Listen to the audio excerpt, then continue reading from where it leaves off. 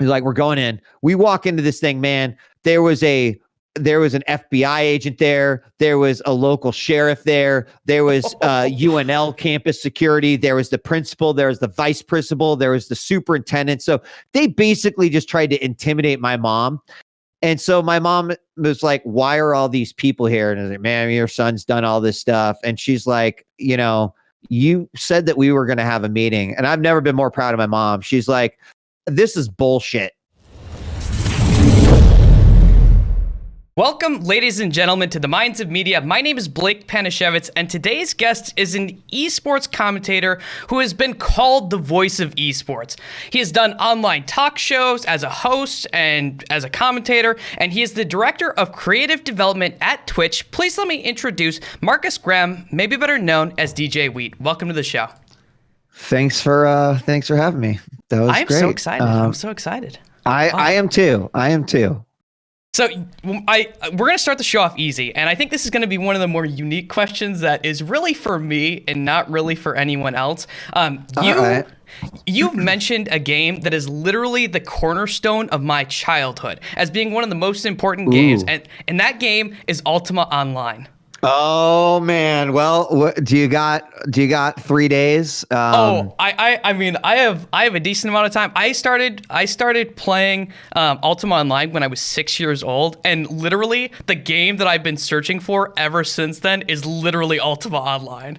100%. For as amazing of an experience as Ultima Online was, it also incredibly damaged sort of me in terms of not being satisfied, right? Like every MMO that I have played post Ultima Online has been absolute trash to me. And let me get, like, I've played a lot of MMOs. I've had a ton of fun. Playing with friends is great, but I have never, ever felt the same feelings that I felt playing Ultima Online with any other MMO.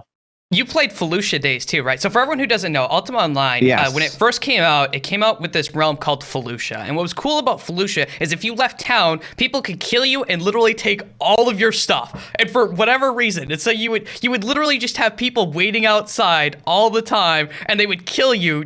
And so you started to form like groups of like people who would walk you places, and it was amazing. But I think about it today and like how MMOs are, and I feel like it wouldn't work because people are too scared of that level of threateningness.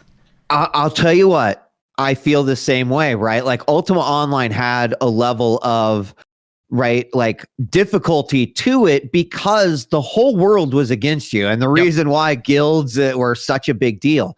The only game, Blake, that I have played in the last, how many years is that? Since 1995, 96. So almost 25 years is actually Escape from Tarkov, because in this Tarkov game you load up, you know, just like you would in your house, and you leave, you know, you've got, okay, I got my regs in this bag, and I got my new plate of armor and all my swords and my poison Chris and all the good stuff.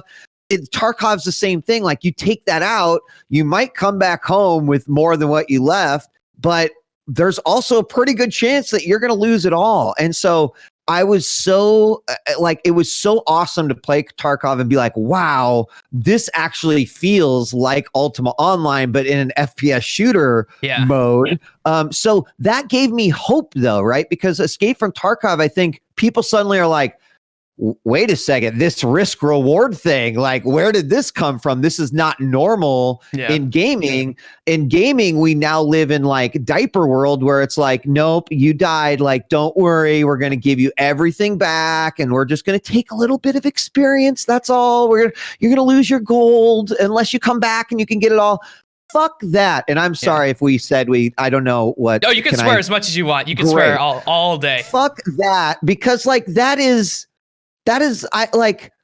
one of the reasons I love gaming, and I'm probably tend to lean more towards the competitive side of things, is like, I don't want people to hold my hand. I don't want the game to hold my hand. Like I think that there is something great about gaming being able to get like Ultima Online, man, my heart would race Like we would be just like you said, we'd be like, all right, all night tonight, we're gonna post up outside this guy's house and we've got a hidden thief and we're gonna steal his key the moment he comes back. And it was like a 6-hour recon and hour 4.5, and suddenly they hit their house and you're just like, oh my God. I mean, Or it's House so Decay. hard to put House into Decay. words. You remember when houses Yeah. would decay Oh, and people God. would camp outside of them? And if someone tried to like go back to their house if they weren't already there, they would literally just kill them just to make their house collapse and take all of their stuff. It was so incredible. You're right. Tarkov is kind of this this threatening level that you kind of had in UO. Does that just mean that it won't work in an MMO anymore? Because I know MMOs have kind of been on the decline, except for if you count like World of Warcraft Classic coming out, where it kind of spiked for a bit, but that's on the decline now too. I think maybe, I don't know, right? Like I think in this world, in the world of gaming, first off, you can't predict anything, and I don't think you can ever close a door, right? Like if you look at it's so crazy, right? Like a lot of times we just look at gaming in like the last sort of like 6 months to a year, plus minus.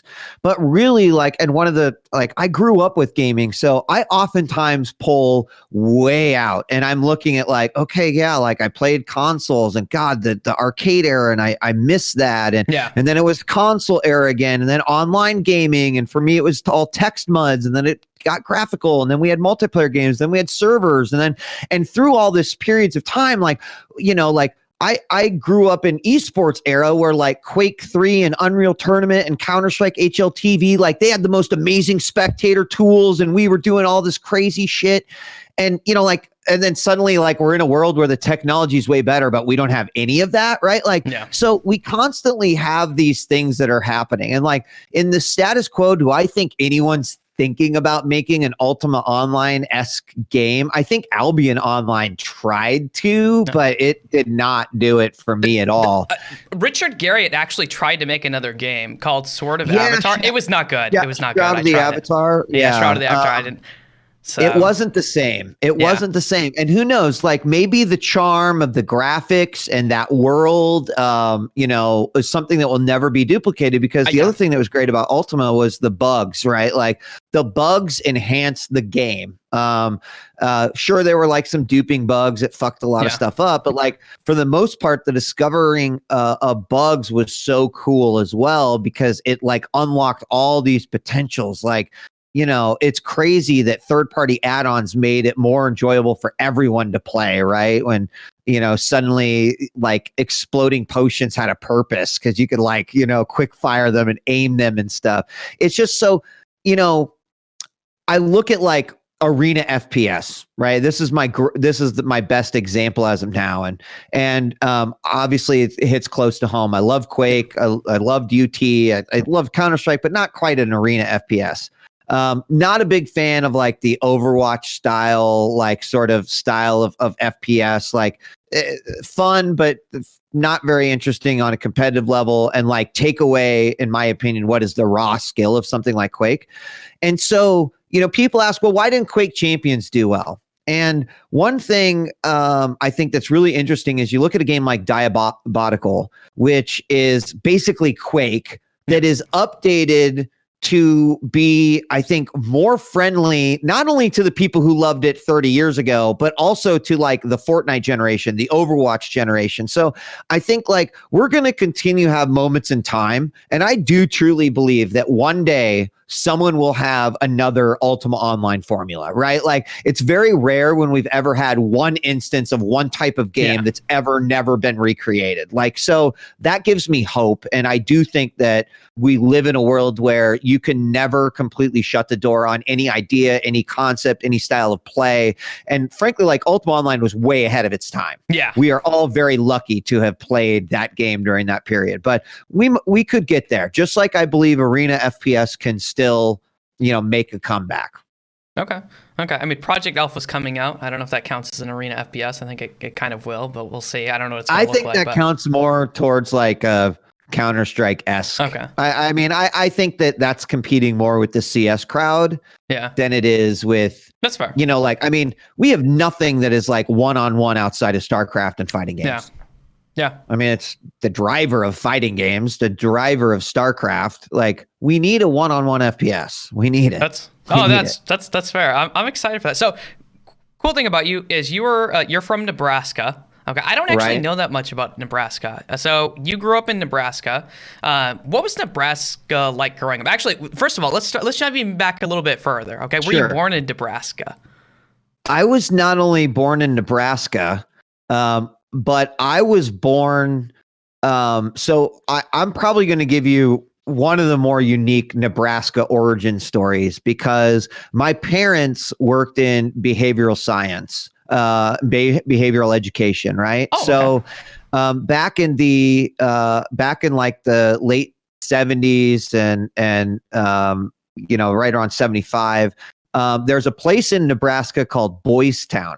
And it was founded by Father Flanagan. Like, there's movies about it, and a lot of people have like heard about it at some point in time. And basically, it is this like square mile area in the middle of Omaha, and it's actually its own village. Like, it has its own zip code. It is called Boys Town, Nebraska, and it like sits right in the middle, and you can literally walk across the entirety of Boys Town in about 10 minutes. It's not very big. That's very small. But in the 70s, what they did is they built up all these homes, and these homes had anywhere from like 6 to 8 kids. At the time, it was all boys that would live in a house with what Boys Town called family teachers. And so these were kids who maybe didn't have parents, or maybe they were, running into, like as an alternative to going to like juvenile detention. They would come here in an effort to try to create structure and to like teach some very sort of like core values like volunteering and initiative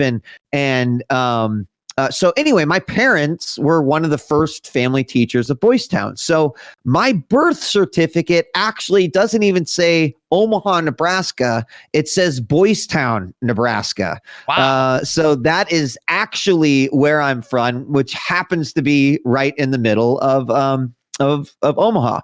But the interesting thing about that then is that I grew up with my older brother, eventually my younger brother in 86. But then all throughout that time, I had at any given time 5 to 8 other brothers, that I lived with all the time.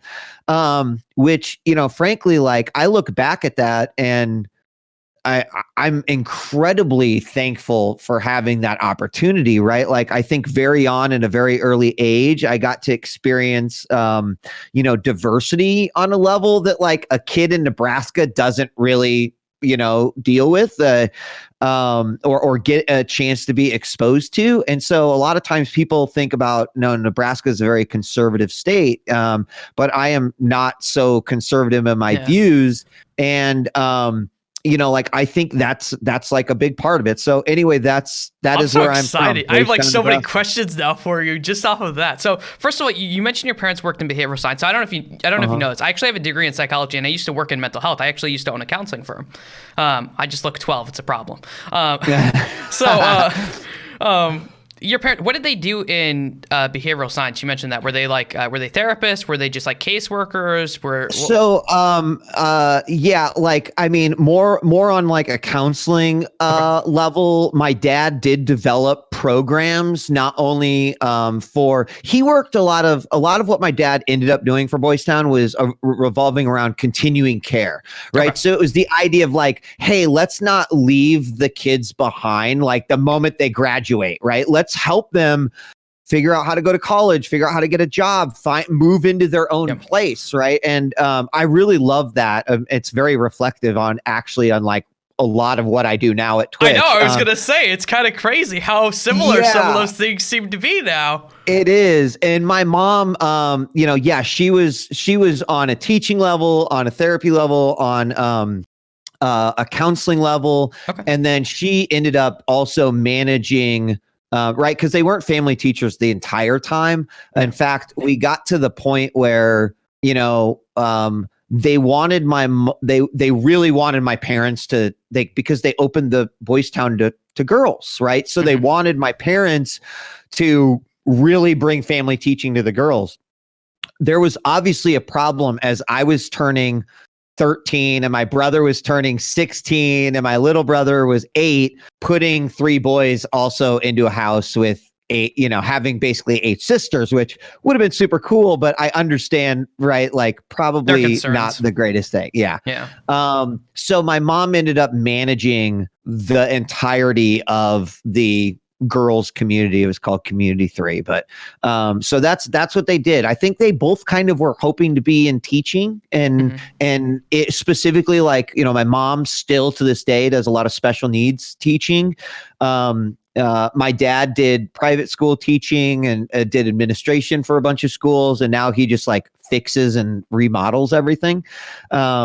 But yeah, very interesting backgrounds. But you're right. Like there's some cool parallels between kind of what my dad did and I mean, even beyond that, actually, there's a whole nother parallel that like, I mean, if it's okay, I'll just talk about it. You can delve into it right now. That's fine. So they both went to Iowa, Iowa and Iowa State, and my dad actually was a world-class gymnast.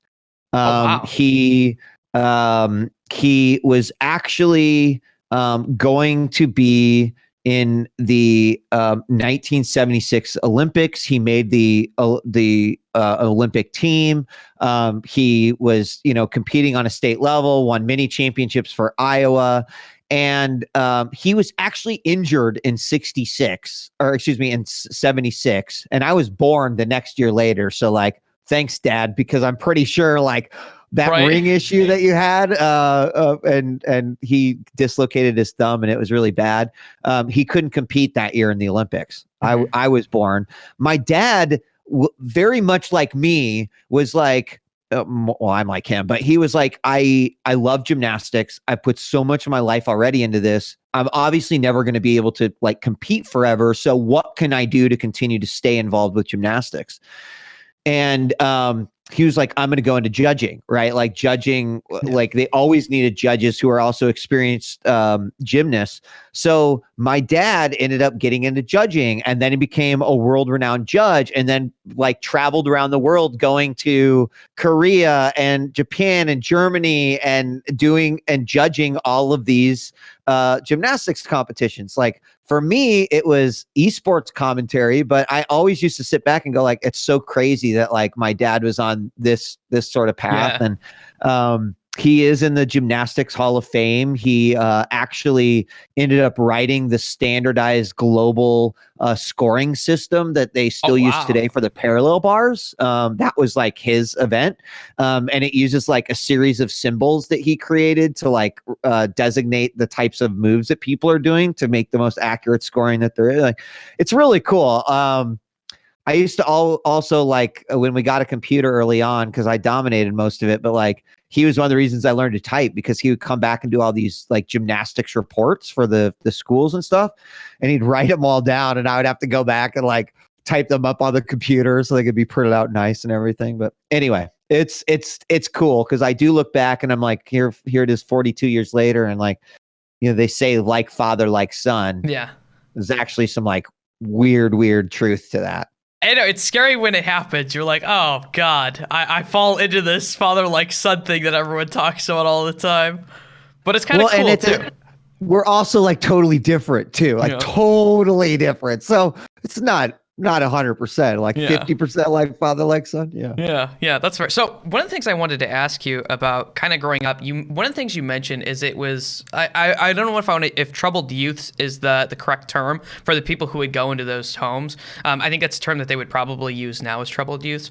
That being said, normally when you have people who are troubled youths and you put them around other kids, there can sometimes be problems with that. Did you suffer from any of these problems where you'd get into maybe some stuff you probably wouldn't have because of the environment? Yes. And it's a great question, because not only was I definitely subject to, maybe some behavior and or things or education that I would not have had otherwise. There was both, positives and negatives to that, right? So I'll come back to the positive and negatives. I think the other problem that, I found I didn't understand when I was younger, but I look back now and I'm like, that makes a lot of sense to me, is because I was kind of a piece of shit when I was younger. Imagine if both of your parents work in behavioral education, behavioral science, and they have a son that,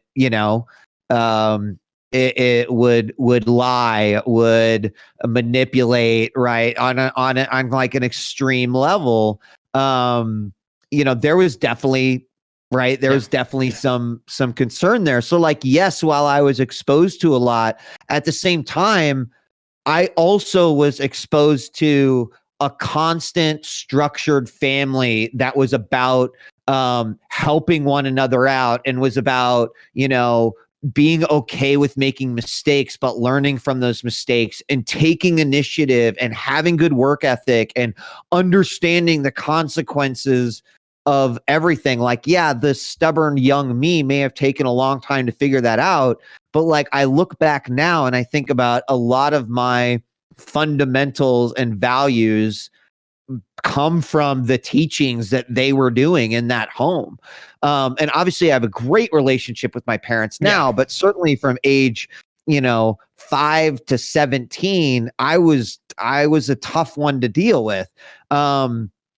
The other thing too, that's like really interesting to me, is that like, I got subject to so much culture when I was younger, right? Music, dress, they were like, we had, Hung was from Albuquerque, New Mexico, and Dennis was from Chicago, and Gary was from New York. So like, it was so amazing to have, right, like lingo. And I mean, I remember the first time that one of the kids was like, played a tape that had rap on it, and I was like, what is this? This is amazing, so it had both positive and negative effects. I think the good thing is looking back, like, I grew out of any of that bad behavior, right? I didn't retain it. I learned a lot from it. And so even though I gave my parents a really, really hard time for many years, I look back on it and I'm so thankful for those experiences. I think is really cool. Yeah, that makes sense. What was the catalyst that caused you to grow out of it? Like, what changed, like, at 17 where you're not doing all of these things anymore? Dude, I mean, to be totally honest with you, it was the fear of going to jail. I've worked in a jail. That's fair. I don't like working in jails. I wouldn't want to go to one either. I mean, people might be like, whoa, Wheat, what kind of shit were you into? And like, I grew up in an era where, the internet was just basically like, I got to see the internet born. I got to use it when it was educational only. And then I got to like be a few steps ahead using it when it opened up to the world.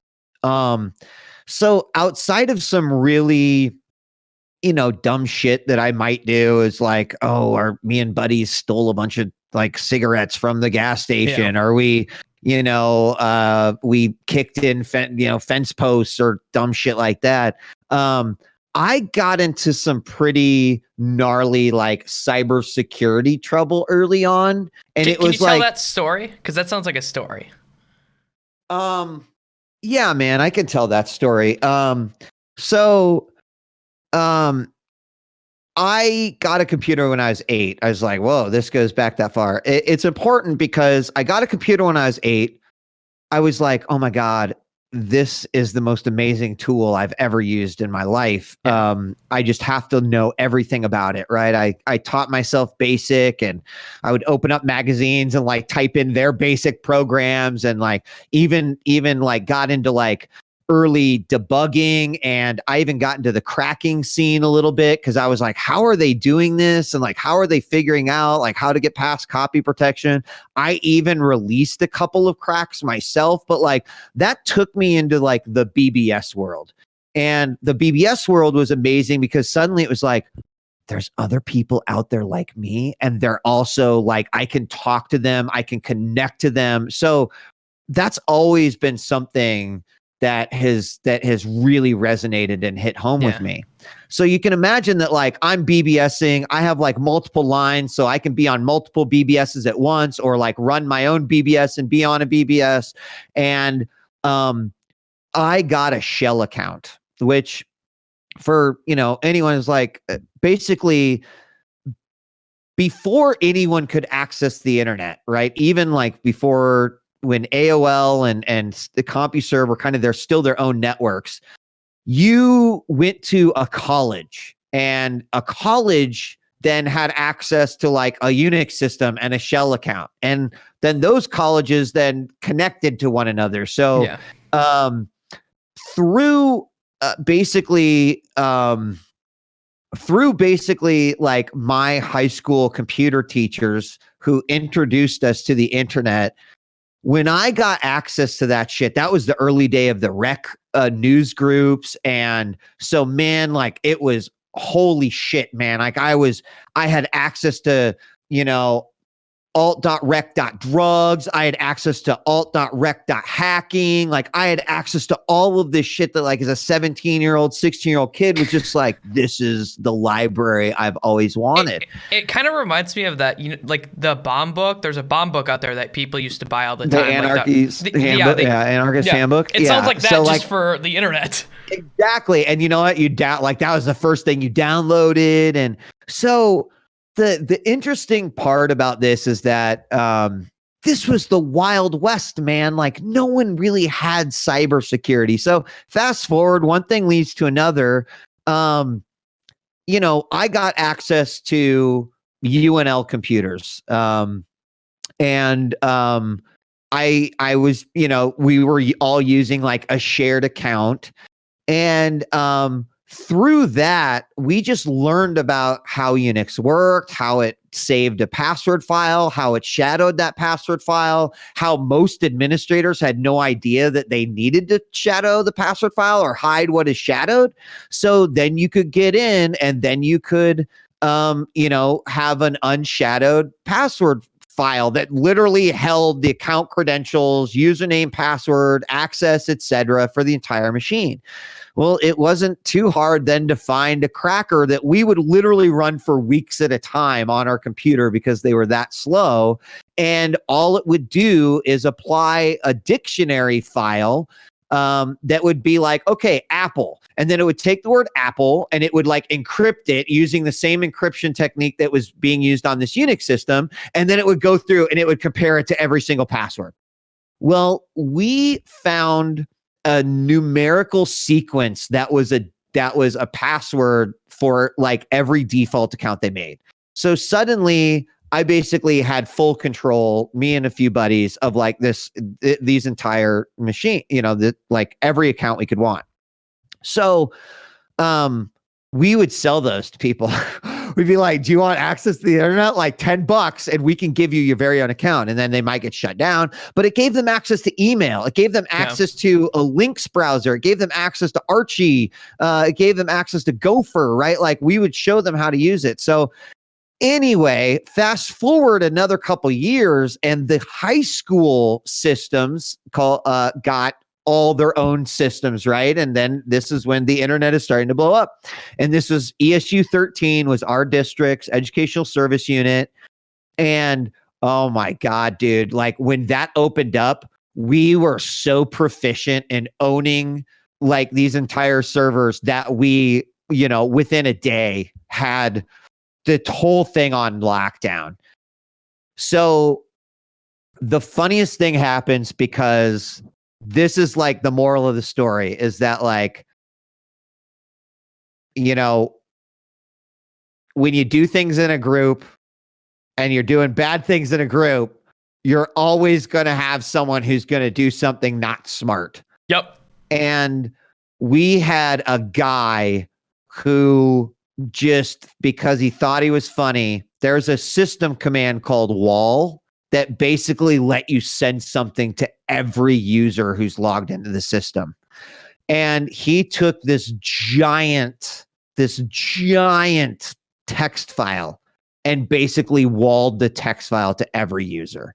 So thousands of users then suddenly had to hit the space bar like 10,000 times to get through the entirety of this thing without the ability to break it.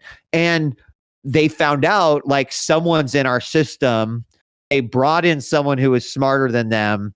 They were able to essentially find out who that kid was. And then of course he gave us all up. And so again, like there was no, I'm finally answering the question about being scared to go to jail.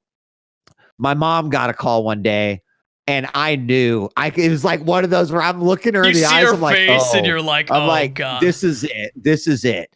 So man, they were accusing us of doing some crazy shit. Like they were actually accusing us of like, we think that they're, doing credit card fraud on here. And like, man, we were doing shit like creating a depository of Nirvana guitar tabs and shit. Like we were creating our NFT. We were not doing anything. So they were like, you need to come to this school and we're going to have a conversation. The principal, you and me. So my mom's like, tell me everything. I'm like, boom, here it is, Mom. This is everything. She's like, wow, how do you know how to do all this? I'm like, reading, Mom. It's awesome. So anyway, she's like, cool, we're going into and she was pissed, right? She was super pissed. He's like, we're going in. We walk into this thing, man. There was an FBI agent there. There was a local sheriff there. There was UNL campus security. There was the principal. There was the vice principal. There was the superintendent. So they basically just tried to intimidate my mom. And so my mom was like, why are all these people here? And I was like, man, your son's done all this stuff. And she's like, you said that we were going to have a meeting. And I've never been more proud of my mom. She's like, this is bullshit. Like, you didn't let us know all these people. Like, my son's not talking to fucking any of you without a lawyer. So unless you have something of substance, because they handed us printouts and I'm like literally laughing because I'm like, Mom, there's nothing here. Like, this is literally our Nirvana guitar tabs and like lists of all the accounts that we've compromised and whatever.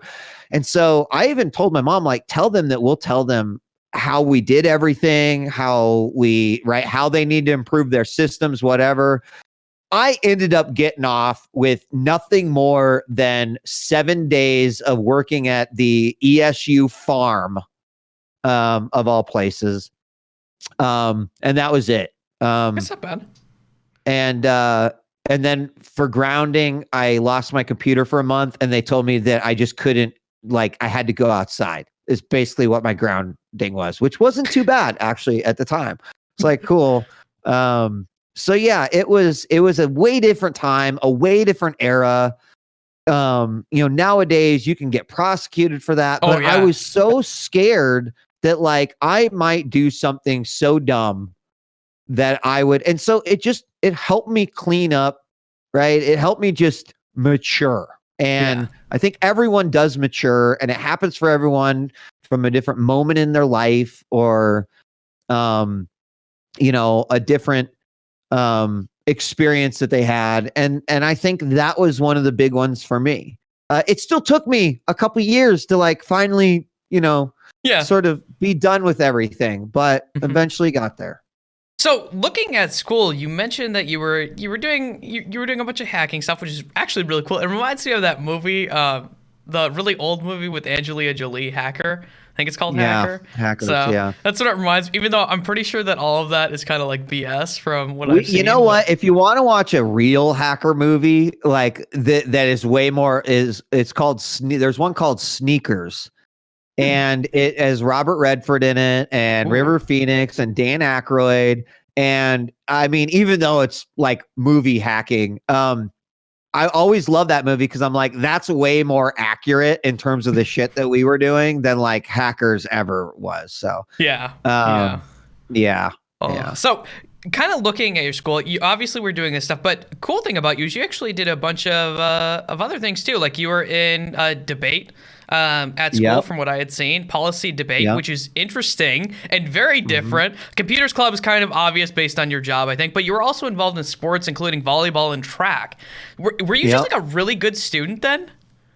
I was a good student when I wanted to be, but I got bored in school really easy. That's why I love debate. Like debate was very challenging. I loved, obviously, like even early on, I loved performance. I loved public speaking. Yeah. And I think like that was a really interesting, like I love competition, right? Like you look at my esports background, it's like, yeah, obviously he's someone who's put that much in. And debate was very similar. It was it was a battle of wits and a battle of like, how can I find the loophole that you haven't thought about? And so I was super fascinated by debate. And yeah, I mean, from, track is weird because I happen to be long and could like, or tall and could, jump pretty high and jump pretty far. So like, I really loved hurdles. Like that was my event.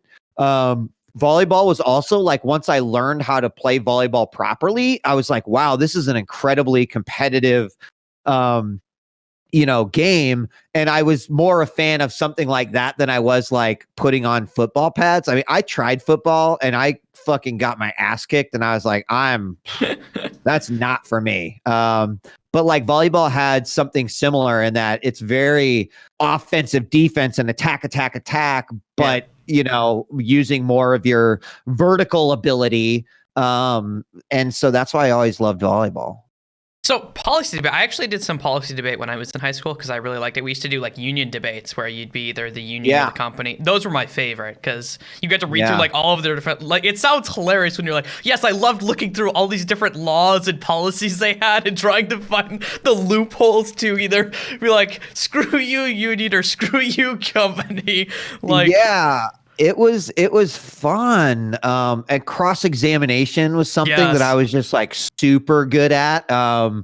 It is like one of those things where it's like, okay, I know exactly where we want this team to be for the next round. So let's use, CX to basically get to cross-examination to basically get there. And I just, I loved it. I was also fortunate, like had a super cool debate teacher who was just like someone I definitely looked up to. He was probably kind of somewhat of a bad influence, but also a really positive influence too. But why was he bad? So I mean, I have no, like, Mr. Milliken was my debate teacher, and I would say, like, you think about that cool teacher that you always wanted, where he might have caught us smoking at a debate tournament and would like turn his head, or, he wouldn't be afraid to be like, Marcus, like, that was shit. And I know you can do better. Right. Like, I felt like this is Milliken taught me like a lot of the ways that I want to and have parented, which is like, I would rather not ever be talked down to. Like, I appreciate mentorship, but I think like it's so much more effective when a mentor or a leader can just like be here with you and not here with you. And to me, that's just really important and something that I've always thought about. And some people aren't comfortable with that. Some people are very like, much like, I need this structure that is this way. And I always appreciated this way, right? Like, like, can relate on a level that I appreciate, can connect on a level that I appreciate. And I like, but at the same time, if you took 50 teachers and they all followed every single rule, like, you don't curse in front of students and stuff, right? Like that's what most of my teachers were. And that's okay too. There were many great ones, but Milliken was the one that was like, fucking damn the man and like fight the power. And yes, if that's what you believe in, then go for it. And it's just like the fact that a lot of his teachings still resonate today. But he let us get away with some shit that, other teachers would have been like, no way. So I appreciate that. That makes sense. I think I would have liked him as a teacher because that's how I felt kind of growing up. One of the things I wanted to ask you is, you mentioned kind of performing. You mentioned guitar tabs for Nirvana. I've seen some old videos of you that are from like 2010, 2012. Were you big into the punk grunge scene? Because you definitely looked like it. I was big into the punk and grunge scene. Yes. I had I had a punk band in high school and college. It was What'd called you play? Block. I played guitar and I sang. And I loved it, right? Like I self-taught guitar basically through guitar tabs on the internet. I'm like, I love these 10 songs. I found them. I'd learn to play them. I'd read through guitar news groups and whatnot. And I found a bunch of buddies that, also loved Pennywise and Face to Face and NoFX and all these other bands. And, we would play shows all around Omaha. Omaha has always had a really healthy music scene. So like that was fun to do. It's definitely fueled that performance, sort of like desire, that want. Yeah. You mentioned Pennywise. Pennywise was one of the best. So I've only been to really one concert, and it was a Offspring reunion tour where they did their 25-year Smash reunion. Opening for them was Bad Religion and Pennywise. That's pretty. I mean, I would go for that even just for those two, to be honest. I know, right? It was so good. It was so good. So I'm really big into I like punk and grunge. It's really good. So even though there's I definitely in high school I was definitely I loved Nirvana. I was just totally devastated when Kurt Cobain, died in '94. I was a junior in high school. But I was also super eclectic, right? Like even when I loved punk, I was also really getting into at the time like techno, and I loved the Prodigy and I loved the Chemical Brothers. And so I never lived in one genre. Still to this day, I'm all over the place, right? I'll listen to Hamilton soundtrack one day and then Liquid drum and bass the next, and everything in between. So I've always just had a really deep appreciation for music. I've composed and written a bunch of music as well. I got heavily into the tracker scene, which is basically before there was Ableton, before there was Fruity Loops. We had like Scream Tracker and Impulse Tracker. They were all MS-DOS based tracking programs where you would load in. Scream Tracker was only 8-bit samples, so like these things sounded fucking terrible. But like you would find complete internet depositories of like thousands and thousands of samples and drum loops, and these programs would let you manipulate them. And I ended up writing music for an online game called Paintball Net that still exists today. And if I would have never gotten into esports and gaming, I really do feel like music is the way I would have gone. It's something I love. I feel like I love when a song just like I super emotionally connect to it. I love when a song makes me have goosebumps. I love when a song like makes me feel like, I'm going to go fucking run a marathon. Like I think music is an incredible thing. So I miss that a lot, but I was very much into it as much as you were even a DJ too, weren't you, for a bit? Like that's where djWHEAT comes from. And I was composing music way before I'd ever kind of like purchased my first vinyl or touched a pair of turntables. And actually, the reason I got into that is because we were basically like the rave production company in Nebraska. So we went through like 4 years of just like, there were other people that threw parties, but like people knew like if Aaron, Marcus, Dan, and James were doing that party, it was going to be the shit. And like that taught me a lot about, I was definitely the brains of the operation, right? Like, how are we doing this smart? What is the organization behind it? How are we doing security, right? Like it was almost event planning. But I remember like we had the unique thing about raves in Omaha is that, you hear the stories of like, oh, LA had all the like warehouse district raves and shit. Man, we would be like, we can get this plot of land that we can get power to that's in the middle of nowhere, that's on the side of the river, and no one will ever, but like the cops cannot shut us down. They cannot stop us. And so we rarely had to worry about that aspect of it. And so as a result, like we could make some really cool parties. And that one that I had just mentioned, it was actually called Renegade, and it was on the Platte River. We had full generator and just this massive stack of sound. And we almost canceled that rave because it was like 2 days after 9/11. So this would have been 2001. And so we were just like, dude, you know, like, fuck, this is everything's so crazy. And we were just like, you know what? This is actually exactly what people need, right? Yeah. They need a moment of unity. They need a moment of just like shut out the real world and just be in the moment. And oh my God, like I still remember that party like it was yesterday. It was fucking incredible. So, yeah, man, like if I could get involved with music or music events or whatever back in the day, like I did a lot of that. So, like, I have oh my God, I have so many questions for you. This is so problematic when I have so many questions. The first thing I want to talk to you about is you've gotten to live through a lot of different life experiences that I would say for at least the United States and maybe even the world as a whole are pretty major events.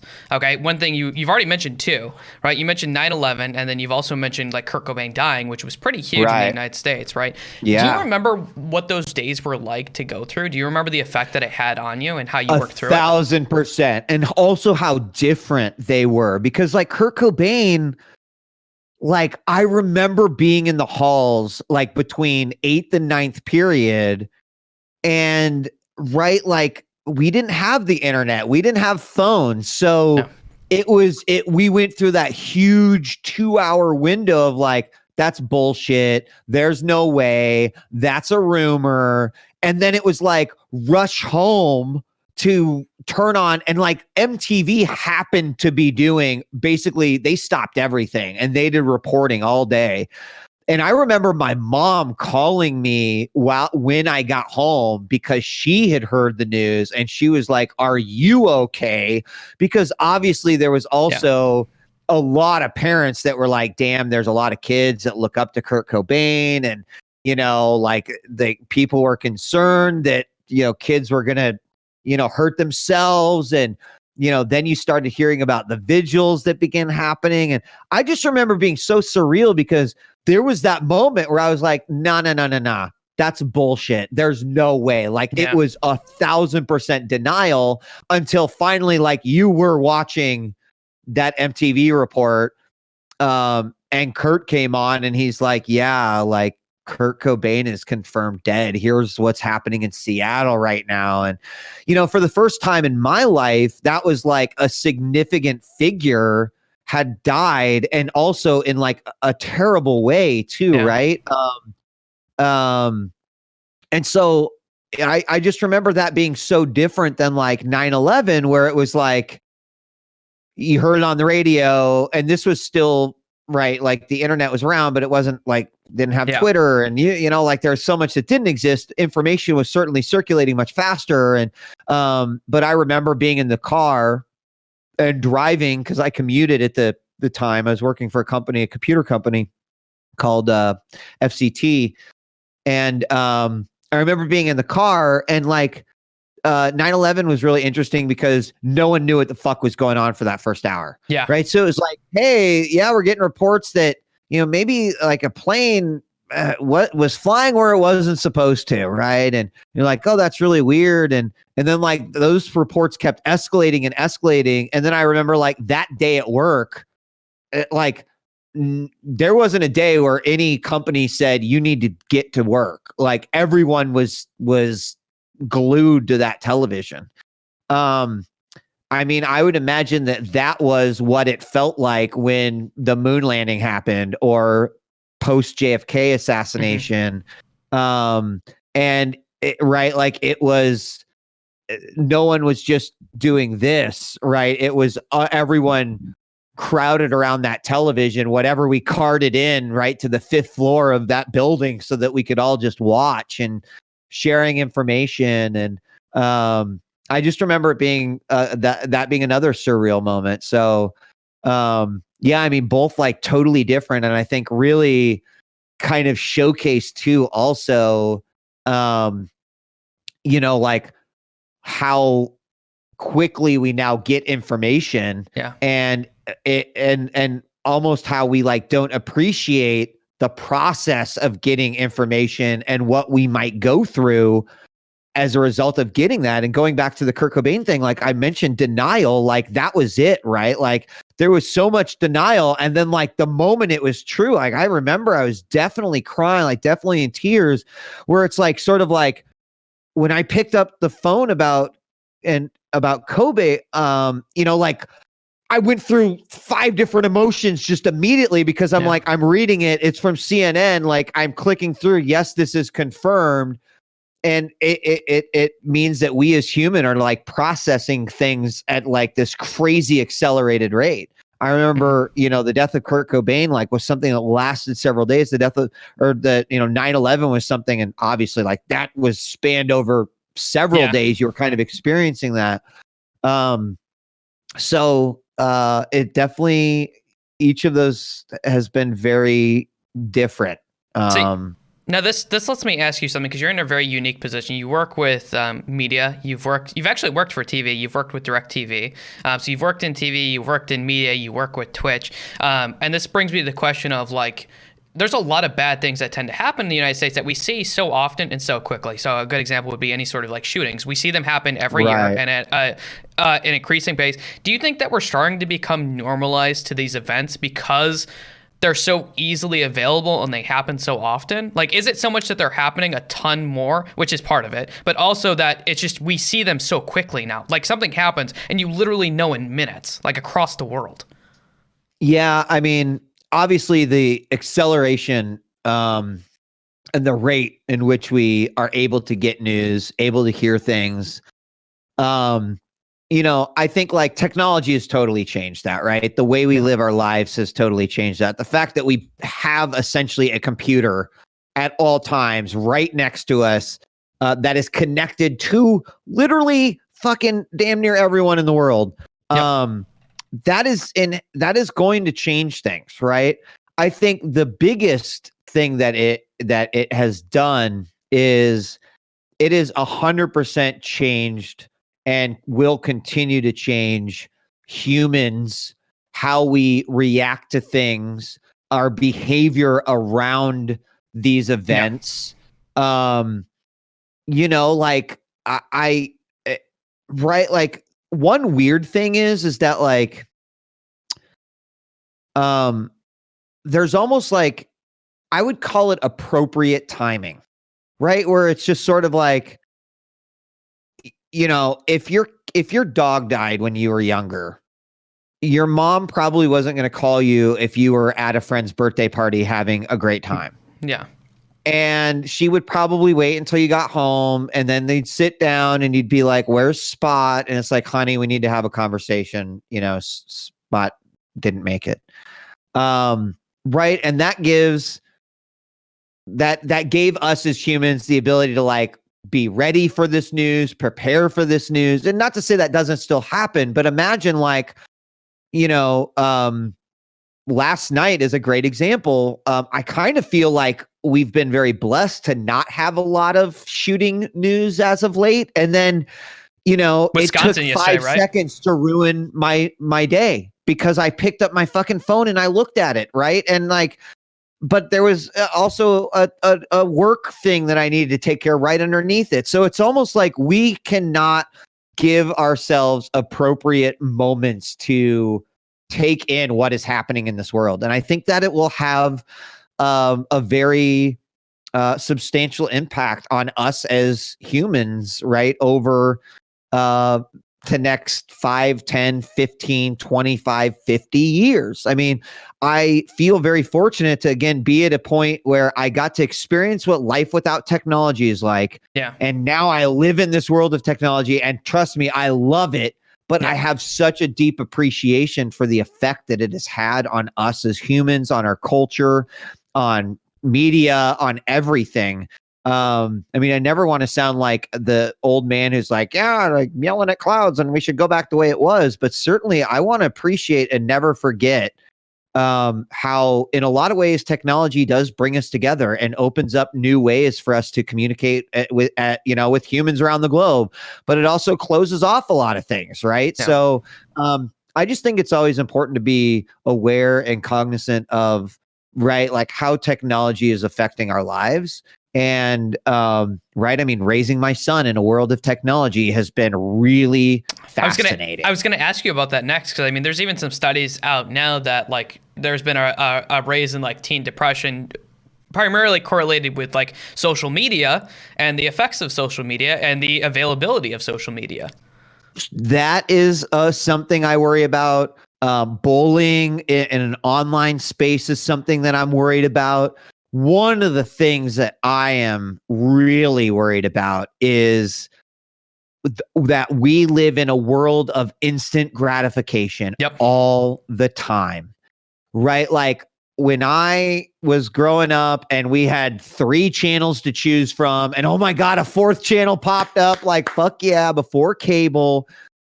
Man, did you have an appreciation for like, finally there's a cartoon on, or, oh, this movie that I would sit down and watch. And now we live in a world where it's like, yeah, do you want to consume 50 episodes of anime? Like, boom, do it, right? Like, do you want to play an hour of this game and be like, fuck it, I don't like this game, I want to play another game? Like, just do it. And, do you want a new video every 7 seconds?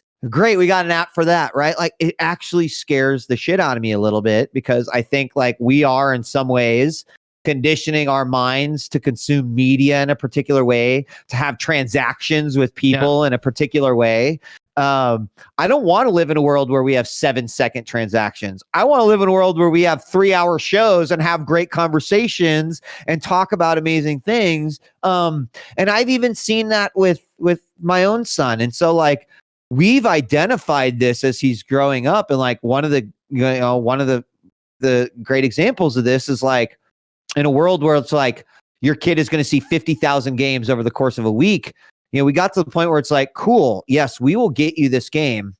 You must beat this game, or you must get to this point in this game before we're going to invest in the next one. So that suddenly gave them some motivation and incentive for then beating it. And then also appreciating the fact that like, I better choose my next game wisely, because I know I'm going to have to beat it beforehand. And like, sure, he still will be like, I want to play Battlefield 5 today. And then tomorrow he's like, I want to play Rainbow Six. And like, that's okay, because I do that too. Yeah.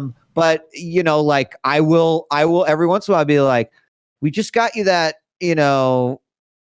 whatever, that Persona game. If you beat that, like, yeah, I'm at the final boss. I'm about to, okay, cool. Just making sure, but it's so fascinating to me. And I don't know, like, I don't know if this is stuff that people think about. I think about this kind of stuff all the time. Me too. Yeah. Because it's something that really worries me for like, cause one of the problems I've always said with society, and maybe this is part of the fact that we're so used to getting instant gratification, is that I think people aren't willing to listen to opinions that they don't agree with, because they're just opposite. Like, they just want to be right. And I think part of that comes from instant gratification. If you're used to getting whatever you want instantly, then it's hard to hear something that is, whether I agree or not with someone, I can at least listen and try to understand where they're coming from. So maybe we can actually come to a fucking solution rather than you're just wrong. I'm really glad you said that, because it brings up another thing with the instant gratification. And that is like, right, we have this like, now we have this enormous generation of kids who primarily will use YouTube, right, as one of their ways. And we went through, I would say it was about a 2-year period where I call it the regurgitation phase, where I kind of felt like everything that my kid was telling me was regurgitated from a video, So I started calling him out on it. And I'm like, I think that you heard someone say that in a video, and I'm like, who was it? And then it was like, who? And I would like, well, what about this, right? What about this perspective? And really put a lot of effort into being like, you should watch that stuff to get perspective, but like never discount your own perspective and your own opinion on it. And like, not to say that we're churning out robots, but like I've seen this in other people's kids. I mean, I've been guilty of it. Like, well, I heard in this one, right? Like, and some of it is very much factual, and that's what his tastes have gone towards more. Like, he likes to watch more documentary style, factual style. But that's something too, that we're so driven by content led by influencers that people attach to and connect with, that then they will just be like, cool, that's my opinion. And media right too, there. right? Like YouTube is rewarded by putting similar content that you are going to continue watching, not by putting opposite content that you might dislike. So it's in their best interest, like Google, YouTube, Facebook, anything like that. It's in their best interest to put things that they already know you like versus things that you might not like in front of you, so that way you stay on their platform longer, because it equals money. So like, I feel like part of it is also kind of associated with that. And I mean, I think it's pretty much a place that any place that is doing media, you for money, if you're looking at like the business side, because that's just business, it's going to end up probably going, and it's like terrifying. Like it doesn't seem like there's really a way to stop that. Like, at all. I mean, I think we just have to be aware of it, right? Because like, that's the thing that really scares. If we zoom out, like I oftentimes like to do, what makes me most scared is if we're not aware of it, we let it happen. And if we let it happen, it's much more difficult to change and or combat. So, I'm just like, I think that I see a lot of parenting, and I'm like, of course, once you have a kid, then suddenly like parenting is like you want to be an expert in it, and suddenly like you're analyzing the way other parenting works. But I feel very fortunate to have a son who, God, turned out way better than I did. And, whether it was just showering him with love or treating him like, we would want to be treated when we were that age, I don't know. But I'm so like interested when I see other parents that are okay, like letting an iPad babysit, right? Like we always tried to find purpose and function if we were going to do something like that, right? And again, I think it comes down to awareness, right? And frankly, in the upcoming generation, it's just like, it's exciting because also like now I get to work with Twitch streamers who are having kids of their own, and I've got like those are some of my favorite conversations, to be like, oh yeah, like great, let's talk about balance, let's talk about the periods that will probably be more difficult than the other periods. And it's an exciting new time because it's like an area of mentorship that I've never really gotten an opportunity to do, but I feel like I have a lot to bring and expose in that world. So it's exciting to me. But anyway, awareness, right? No, like I agree with that. It's really exciting to do that. When I work with like pro players, because they do like coaching with me, like mental coaching and stuff like that. One of the things I first look at is I'm like, I want to see what your life kind of looks like, because half your problem literally might just be because of the way you're structuring things. And as silly as that sounds, like no one ever wants to look at that and be like,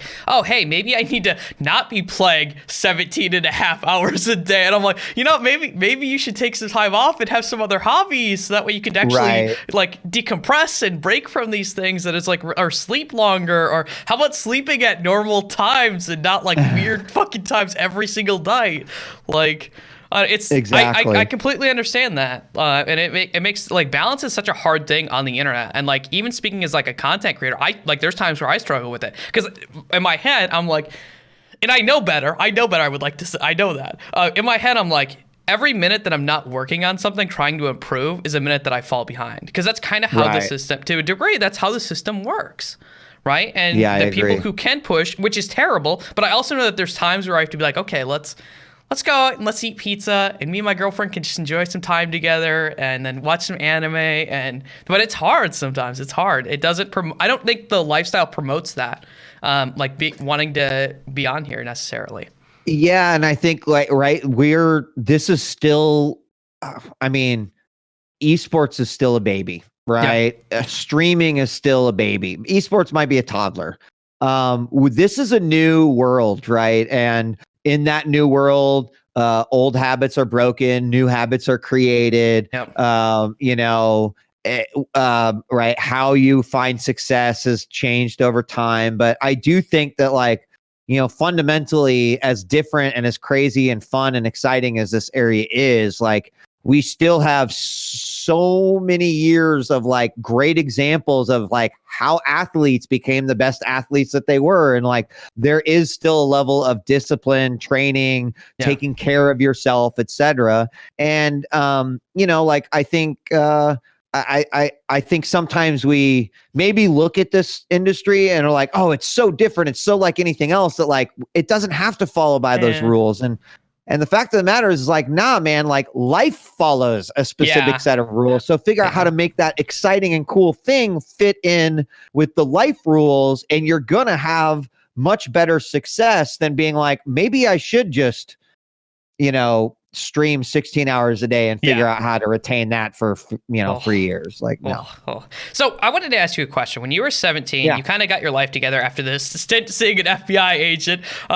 What did you like? Did you know what you wanted to do from there? Because obviously you were involved with computers, you were involved with track. Were you thinking about following your father's footsteps and maybe going farther into the athletic world? Were you thinking about school and I'm just gonna get the, like, what was the idea as a 17? I think being 17 or 18 and having to decide like school is like one of the worst things in the world. I'm just throwing it out there. Like making a decision when I'm 18 for the rest of my life. Not a good idea. Yeah, so it was really clear that I was going to do something with computers, right? And I would say around that 17, 18 mark, what I felt like that path was coding, right? Was computer programming. So that was what I originally went to school for, with a minor in broadcasting, because I was really quite drawn to the art of AM radio, partially again because like I used to spend a lot of time in the car with my father, and it was AM radio all the time. And I was usually never a fan of the topics, so I focused on what and how they did it. Right. Whereas like, how Bruce would talk about and help out people with financial advice.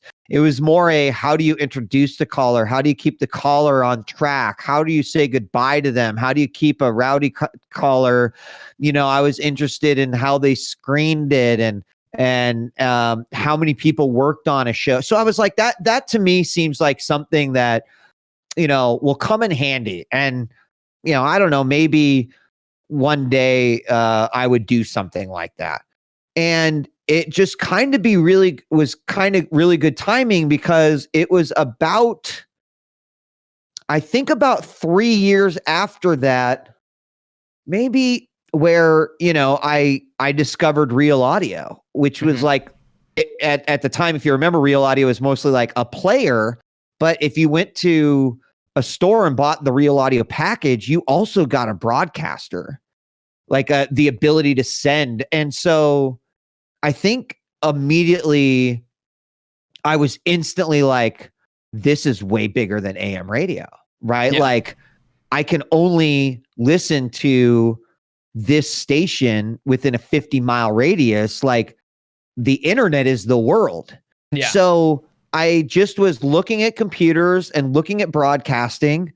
And let me tell you, I hated computer science. I quickly found out that I don't like to code. I love to debug. I loved it when other people would come to me with their code and be like, why isn't this working? And I could be like, yep, here it is. And so that's when I started getting this sort of the mindset of what I'm really good at is troubleshooting and problem solving. So that's when I then focused to computer engineering. And that was a much better fit for me. And frankly, the reason I wanted to go into computer programming is because I thought I wanted to make games.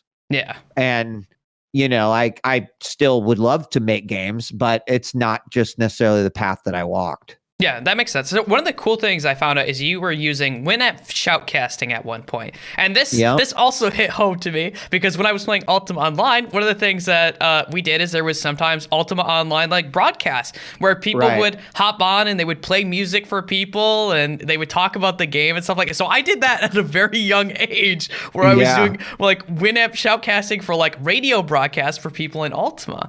So Yeah. Winamp was like something special to me that I'm still sad. Like looking back, I'm like, I wish this kind of existed sometimes. But we have Twitch now, which I is still use Winamp today. I still, I love it. It's like the best player that I've ever had. It has put so many hours of things through my ears. I'm just a big fan. Like it's kind of crazy to feel emotion towards a program, but like if Winamp and Shoutcast were never invented, like we may not be having this conversation, you know. Yeah. And it's that like resonates deeply with me. Mhm. So you go through college, and I imagine your college was probably like stereotypical college, right? Is that pretty accurate? I'll tell you what, man, my college was like 2 years of feeling like I was being taught things I already knew, and hating most of it. I didn't feel like I fit in. I only found connection with people through video games. And while I'm very thankful for sort of the time that I spent and the people I met, I mean, I met my wife in college, so that was the best thing to come out of that.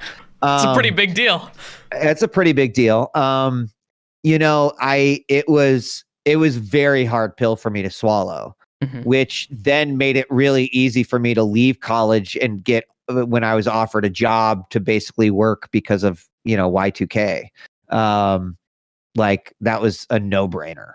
So when you got that job, was it just kind of more like a fluke, or were you like looking for jobs, or because like nowadays you have to go to career fairs and you have to interview and then hopefully get picked up? And It was a fluke in a little bit. So I was working in a computer store called Computer Renaissance. And God, I'm trying to remember how I even found out about this job. But I was like, what do I have to lose? Right? Like, Yeah. I'm just gonna I knew that they had opened a lot of positions. So probably a friend of a friend in the computer world was like, hey, this company's hiring. And I went in and I remember was so nervous, right? Because I was just like, God, I probably don't know enough. And I just remember like I had to like the first interview was basically like, we're gonna test your skills, right? Like, Yeah. hey, if you needed to get an IP address, how would you do that or whatever? How would you do that NT? How would you do that in 95, whatever? So it was like, I was like, okay, this shit's easy. And then I remember, and I was so proud of this because they're like, all right, here's a cable and a crimper and an end.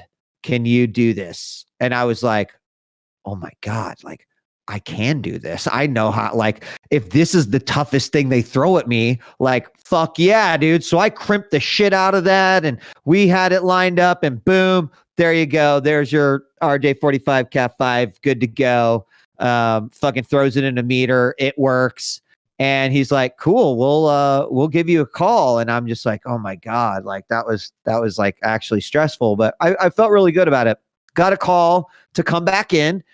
And it turns out that the guy I was interviewing with went to high school with my older brother. So there was this moment of like, wait, are you Alex's brother? And it's like, yeah. Like, Pat, oh yeah, have we met? Like we probably have. And so like, I felt like I got a lucky in there. So, Okay. I mean, certainly where I was in life, I was fucking really knowledgeable, right? I had all this like hacking experience. I was like very proficient in Unix. In fact, I did work for this company on their AS400 during times when like they didn't have the right people on to do it. And that like felt awesome. I felt like Superman, you know? So I dove into work. I got so like I love work, right? I love producing results. And, at the time I was also working on a help desk. So it was just like, I'm going to close 1,000 tickets this month. Right. And, I loved it. So it was a perfect fit for me. I,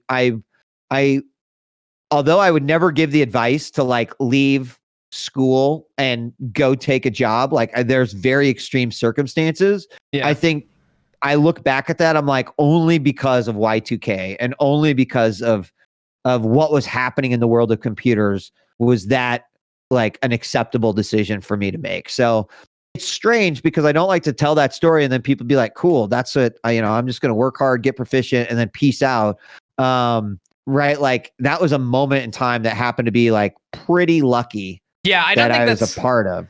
I always tell people, like, if you're not sure what you want to do with school, I think you should wait to go to school and you should try to work and see what you like to do in the world, and then maybe go back to school when you don't have, like, at least you know what you're wanting. Because, like, if I were to go back to school now, there's a lot of things I appreciate about studying psychology and working in mental health, and the skills that I picked up from it, especially.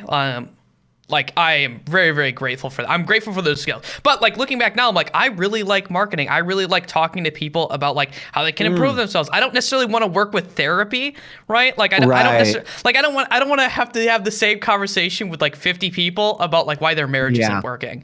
Like, that's right. Like, that's not something. Like, I worked with drug addicts. I don't really want to work with drug addicts again, personally. That is something I don't want to work in a jail again. I'm good. But I would have never, like, known that stuff. So, like, yeah, no, it's interesting. And I mean, like, it's a hard decision to make. And maybe, I do hear more and more people doing exactly what you're talking about. Like, take a year off, and like figure out what you'd like to do. I mean, obviously, like, our kid's 14, so he's, getting to that point where it's like time to start thinking about it.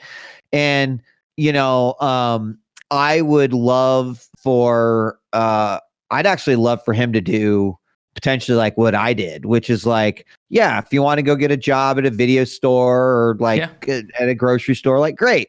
My dad told me to go work for a temp agency. And that was really interesting. And I would give that advice to a lot of people because, like, if you're proficient in computers, and you can be professional and you can dress nice, like present yourself well, then you're going to get the opportunity to get some like really unique jobs that are like short term that could potentially expand out to longer term, but you get some like amazing experience under your belt, right? If you can showcase some really great skills. Right? Like, I got to work for a graphics or like a sticker printing company, and I worked with the department that did like graphic intake. So that was where I learned, what Photoshop 2.0 at the time was, and watch them use it and learn how to use it. I worked for Cornhusker Casualty, which is an insurance company owned by Warren Buffett and Berkshire Hathaway.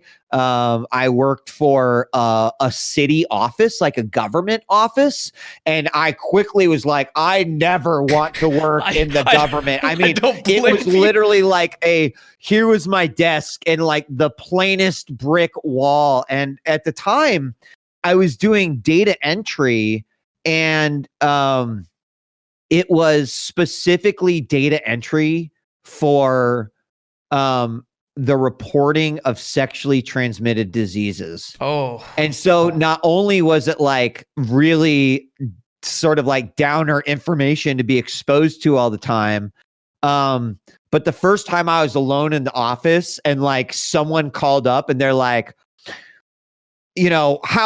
how did my wife get this STD if I didn't have it? I'm just like, oh my God, like, I am not qualified to answer this. It was just such a, by comparison, it gave me this incredible insight. And this was all during high school. This was like during the summers I would do this. And I just like, I again, another moment in time where I'm like, I'm so thankful to have gone that route. Because, like, yeah, it was great. I loved working at the grocery store. I did that too. I loved working at the video store. But man, like, working there, like, that was some real interesting work experience. It gave me an idea of what office life could potentially be like, office politics, what a great culture is and what a a harder culture is. This was all super fascinating to me. Yeah. So you end up obviously getting this job kind of out of the blue, and there's a lot of stuff out there about your esports career. I'm not going to rehash a lot of it because that's probably actually what most people have covered, is like how you've gotten into esports. One of the big things I think just to touch upon is like Team Sportscast Network, which actually I've heard that name before because there are other casters who have also been kickstarted by that. I believe TSN. I believe. Oh my God, I'm gonna butcher this because I've interviewed so many people who I think D-Man. I think he worked with TSN a little bit. Yeah, he did. So I interviewed him. Like a lot of people got kicked off with that, which is kind of cool. So I guess let's go into that, and then I want to take it to another spot real quick. But let's go into TSN, kind of getting introduced to them and how they kind of brought you in. So they brought me in. So prior to that, I was doing only shoutcasting on my own, right? Yeah. Like I had a buddy who had a 500 slot server set up for me. And, I think like I quickly came to the realization that like I enjoyed this was fun, but I think other people started right in IRC. They'd come to the channel and we'd be doing some Quake, and they'd be like, "Hey, have you heard of these guys? Have you heard of TSN or SBK or whatever?" And I was like, "Oh no, I should look into that." And then I think I started looking into these organizations, and I was like, "Well, I suppose I could like start one that was all focused on Quake." But to me, I was kind of thinking, and I was already in sort of this like thinking about the future mode where I was like, the best thing that I could possibly do is find new ways for people to discover me. So if I was on a network that also did StarCraft and Tribes and Counter-Strike and, and I brought Quake to it, then not only do they benefit, but I could benefit, right? And I would also have the ability to cross promote with other casters, etc. So I quickly saw the benefit, right, to potentially joining a team. Well, I, for whatever reason, like really doubted my own skills and was like a little concerned that like, I was not any formally trained. Like they had all this dope audio engineering, and they treated it more like a radio station. I treated it more like fire up the stream and just talk. And let like me and the game do all the conducting. And so, oh man, I lied through my teeth in this, right? I gave them a demo. I'm like, this is what I've done. This is right. Like these people vouch for me, but then like questions started coming up, like, have you ever done a live event? I'm like, oh yeah, like lots of live events, locally, and and it's like, no, because usually I was going to live events and I was playing in them, right? So I was just like, I definitely played the old like, oh, I'm so experienced, like I really just want to bring Quake. And the funny thing is that Blanks, who is one of my early mentors in all of this, who also like he had a deep radio background and taught me a lot. I ended up finding out after the fact, after they said, you're accepted, that they basically were not gonna not hire me, right? Like it didn't matter. They heard the demo. They had kind of like talked to people in the Quake world. There was already discussion about doing something with QuakeCon. So apparently they were like, "Are you familiar with this guy, djWHEAT?" And they're like, "Oh yeah, we love him. He does all this stuff." So I didn't need to do that, but I remember it fondly because I just like laugh at it, because it wasn't as bad as I made it out to be. That's fair. So I want to sidestep just briefly. Sure. You've been married to your wife for, I think it's going on 16 years this year, if I'm correct. It is, with my math. Yeah. Okay. So I want to ask you, how do you have such a successful relationship in a time where relationships don't seem to be successful? Man, I told you different questions. My goal was to make sure to. I love it, right? Because like, God, I've put as much effort in, trying to be a better husband and a better father than I have, right, in esports and everything else. And, I feel like I'm a very lucky individual, because so I met my wife and in college. Yeah. And here was this like weed smoking, video game, nerdy computer guy who, like, I guess was kind of her type anyway. And I would say like our dating in college was very much like a college relationship, right? Like I had some relationships prior to that, but it didn't seem too serious. We were having a lot of fun together. We did talk a lot. We had a similar circle of friends. And so, that was kind of what it was. And what ended up happening was right around, I guess it would have been like 97, she actually moved to Houston. And so it was this thing where we were like, well, honey, you're awesome. I love you.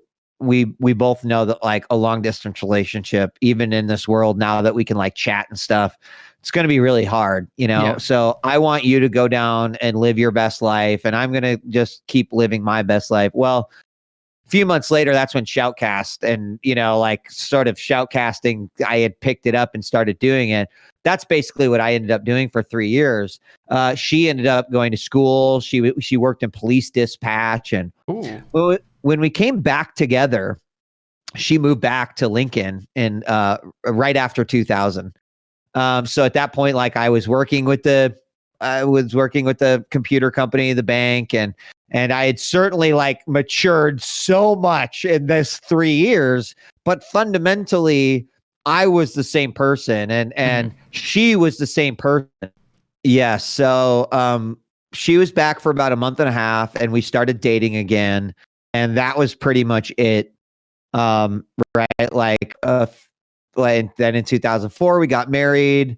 About to celebrate our 16 years. As you said, we had James in 2005. So like, I kind of feel like we've been married for more like 20 years. Okay. And right, it just took me a while to like kind of get on the wagon and actually get things done. I think like, I'm very fortunate that my wife has kind of always been like, this is something that my husband's obviously passionate about and super into, and he seems to like get a lot out of it. She's always been supportive, right? She's always been supportive. She's always been willing to take risks, and we've had problems. Definitely, we've had problems. I was going to ask you, like, so I think almost all couples fight. I know that me and my girlfriend have been together for over 5 years now, and our fights we have more discussions now than we do fights. We used to have fights, and then we started to work through those now. I think that was a big thing for us to kind of get to that point. But how do you work through those like discussions or fights when they happen? Well, for us, a lot of what our problems were early on is that we just weren't great at, like, we were great communicators and we were great conversationalists. Yeah. But we had difficulty communicating certain elements of our relationship to one another. And honestly, the best thing that ever happened for us is that we did decide that, we had just come back from Los Angeles. LA was really hard on us. We had our son. It was, it wasn't, the lifestyle wasn't very compatible with like having, a 3-year-old son, that we didn't have other parents and other kids that we were able to work with. And so it was just very hard on our relationship. And I feel like a lot of times we just went off on our own worlds and dealt with that instead of dealing with it together. So when we came back from Los Angeles, this is after CGS basically died. I had told my wife, like, I'm going to work really hard to like try to find a new job. And if I don't find one by like this date, we'll move back. Are you cool with that? And we said, yes. And, we would figure it out. Right. So when we got back, we both agreed that we should go see a marriage counselor, that we should talk about what some of our issues are, that we should have a new perspective. And this is something that we were both very invested in. And really, the best thing that we got out of that was a better understanding of how to communicate with one another, and having a third party who could help us really break down, right, the things in a conflict that I didn't respond well to, and then a thing that, Jen didn't respond well to, right? Like, for example, I don't respond well to statements like, you always do this, because then my reaction is, okay, I understand. Can you give me an example? And then if I couldn't get an example, then I'm like, how is it always, if like there's not, and to be fair, like one of Jen's pet peeves is like, from a communication standpoint, was when I would say like, can you give me an example? And it's like, this is my brain trying to troubleshoot, right, our relationship. And so for me, that's kind of like how I went through. So just understanding these very basic things that frankly we probably already knew, but someone else was able to help us, lay them out on a table without clouding them with previous fights or previous discussions and conversations. And like, since then, we've gotten so much better at like, I mean, clearly I could be like, okay, honey, like something is wrong. You are upset. You are mad. What is it? And I think the other thing that we tended to do is, because we weren't great at like communicating those specific issues, we would compartmentalize those issues, wait for them to build up to a boiling point, and then deal with them when they were at their most extreme. So like, then dealing with things as they are happening, or, as they might be compounding, instead of at the point in which the volcano is erupting, because that's no fun for anyone. Not to say that we don't still have those moments, but we know how to deal and manage them. Yeah. And frankly, like, I really wish that people would consider that in right at any stage, right? Yeah. You're about to get married.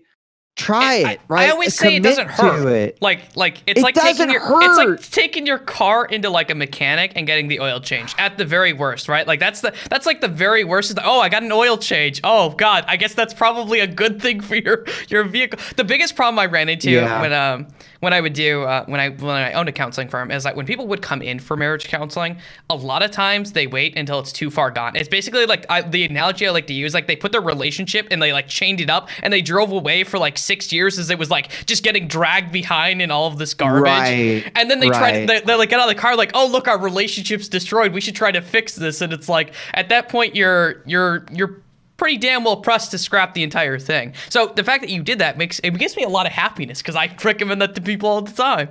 I mean, it was definitely a life-changing moment for me and my wife, and 100%, right? Like, we were married at that point for 5 years, but I would kind of say that like, that was our tutorial mode. Yeah. And now we've really been married for 10 years, right? Like, this has been, to me, what, like, we operate as a team. We've taken everything that we've gone through and we apply it to like raising our son.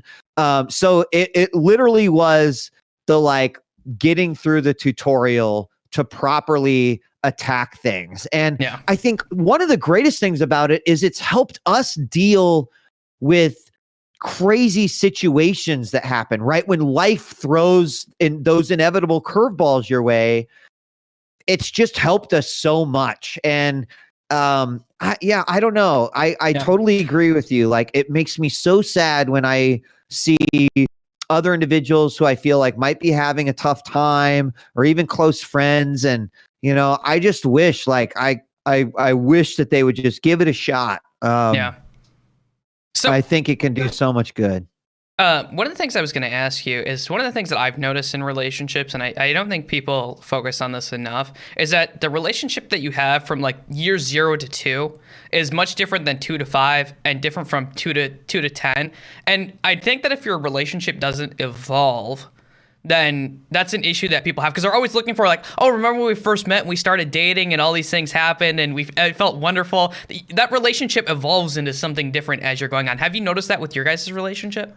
Oh, 100%, right? I mean, like, yeah, and obviously your relationship changes when you have a kid, and your relationship just changes when you get married. Your relationship changes when you move to a new place. Your relationship changes when you get a new job, right? There's so many moments at time that can have a direct effect on your relationship. But like 100%, I mentioned that early college years, we were having fun. We really loved each other's company. And that was one stage. That was not serious. I don't think either Jen or I was necessarily like, boom, this is the one. I think after that, then, we matured and I think we're both also very interested in like, right, the next phases of life in terms of getting married, in terms of maybe having a kid, and that's kind of exciting.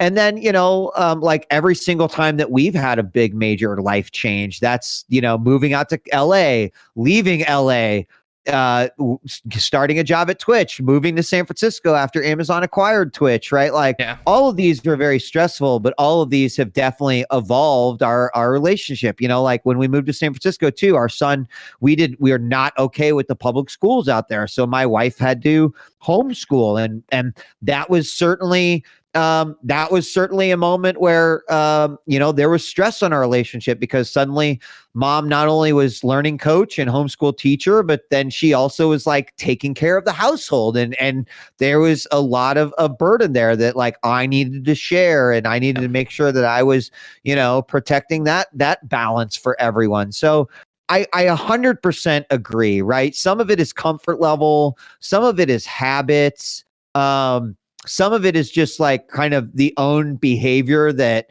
you as two humans create around your relationship, the rituals that you have, etc. So I agree with that, right? I've rarely ever seen a long-term relationship that has been exactly the same, right? The like from start to finish. So I think there is a lot of truth to that, and I've seen it in my own relationship with Jen.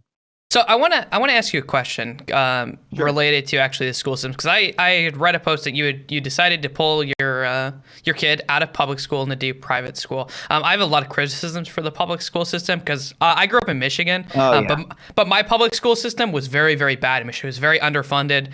It caused me a lot of issues that I had to like work through later on. So what was your experience with the public school system, and why did you pull them out? And then is there any solution that you see? So San Francisco is a unique like bucket of worms, because San Francisco as a city has a lot of, I would say, deep-rooted issues that I could have never predicted this when we moved out to San Francisco, right? This is only something that you should begin understanding and experience once you were there.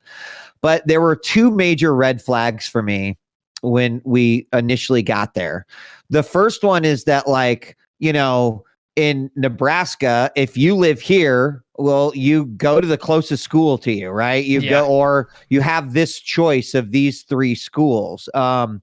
In San Francisco, they have what I would call a very archaic method of placing students that involved a lottery system, where basically you went to the administration, you told them where you lived, and then you put in the 5 schools that you wanted to put your son into. Now, let me explain. 5 schools might be like, oh, great, so you get options. It's like, that no, sounds like a lot of schools. Because a lot of schools, and imagine that like 4 and 5 could be halfway across the city.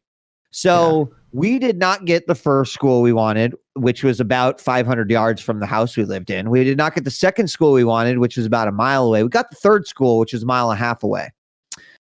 So that was a big red flag. The other red flag is that San Francisco has a legacy clause, which means that if you went to any San Francisco public school, you can choose, like you could just put your kid into that school. And so not being a native of San Francisco, that meant that like immediately we were kind of at a disadvantage, right? Like wherever there was room, that's where we're going. Yeah. Now, okay, it's a big city. I kind of get it. I understand it. Fine. Let's do this, right? He still needs to go to school. Well, that's when the next problem started presenting itself. And that is that, like, for as great as Silicon Valley has been for San Francisco, I really do feel like it has destroyed a lot of the city. And what I mean by that is that, like, the tech companies moved in, salaries for, the engineering world, like, started exploding, and the tech companies exploded. Yeah. So they started to occupy and live in the city, which has been driving prices up, year over year. Teachers can't afford to live in the city. And so James's teacher would oftentimes be 40, 50, an hour and a half, like 90 minutes late. So what we were discovering is that, like, the teacher wouldn't show up for the first quarter of the day. They would send, like, okay, third grade class, you're going to go sit in with the kindergartners. I'm just like, what is my kid going to get? And so, like, we found this all to be really weird. We're like, okay, let's talk to the principal. Well, we found out that the could care less, like, concerns. We had asked about potentially trying to work in a different classroom with another teacher. They would not allow him to move out of that. They said that would be giving basically favoritism to a student. And, it was really easy decision for us because our son came home one day. Granted, like, our son loves school. Like, he loves to learn. He came home one day and he said, Mom and Dad, and was in tears, like, imagine 7-8-year-old tears. And he said, I'm not learning anything. And we were like, boom, that's it, right? Like, if your 8-year-old son is telling you they're not learning anything at school, you take that shit seriously. And so we went in, we informed the school. We immediately started looking at our options. We found K-12. We started doing it. And for 4 years, he killed it in homeschool. And we're very happy that we did that. We did not have any issues at all. And it was great. Nice. So did you eventually make the decision to put him back into public school? Yeah. So when we moved back in last year, 2019, one of the reasons why I wanted to move us back was because, our support system in San Francisco admittedly was much weaker than it was where we're both from, in Nebraska, where we have family and friends, and that would allow me to travel more. But, when you start to reach the middle school age, there's a lot of experiences that we couldn't give James, right? Like, what I loved about homeschooling is the ability to, like, go way beyond the curriculum that would exist in school. So, building computers and, like, deep diving in other areas that he was super passionate about. That was really awesome. But then we're like, having a group of friends that you see every day, going through the drama that inevitably happens within a group of friends, having a boyfriend, having a girlfriend, whatever, having a significant other, going to a dance, like, dealing with someone who might treat you like shit and how you're going to respond to that. These are experiences that, you just cannot get necessarily in a homeschool environment. So that was really important for us to put him back into school. I'm happy to report that he has had zero issues acclimating to public school. He loves it. The teachers, in fact, just give him a glowing review. He is very much a role model. He's very much a lead by example, and he's got a heart of gold. So of course, we were worried coming into 8th grade at a new school, like, oh my God, that would horrify me. But he took it like a champ, and we're really, really proud of him. But that was a tough time because you never know, like, is he getting the same education? Is he getting a better education? Like, education's hard, right? Like, that's a tough thing to gauge outside of, like, what grade are they getting? How are they testing in these tests? It's a hard thing to gauge. So it was something that we had a little anxiety over, but, like, it's been feeling really good since we've been back and he's been in public school again.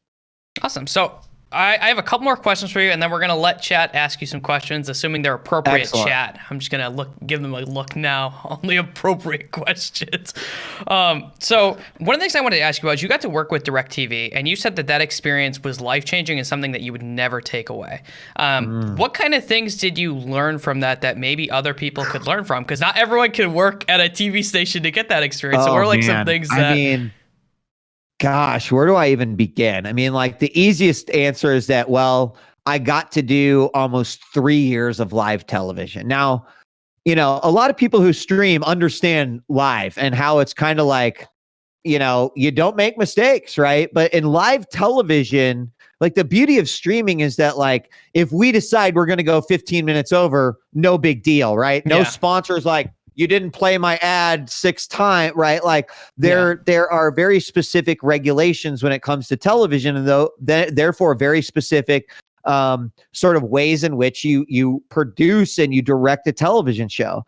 Getting that level of exposure, I loved it. Like I loved living in a world where Mike Burks is in my ear and he's like, all right, Marcus, we're 30 seconds to commercial. You need to take us out. And so like, I'm like, all right, 30 seconds. And, we're wrapping it up. And then you hear him like in your ear and he's like, all right, 10, 9. And you're just like, and coming up next, LA Complexity is going to be taking on San Francisco Optic. You're not going to want to miss this. We'll be right back. And you hear Mike Burks go 1 and he's just like, that was beautiful. Good. And it's just like, it is like you are put into this window and you've got to you've got to thread the needle and everything's going to line up. It sounds so perfect. Like I hear it and I'm just like, oh.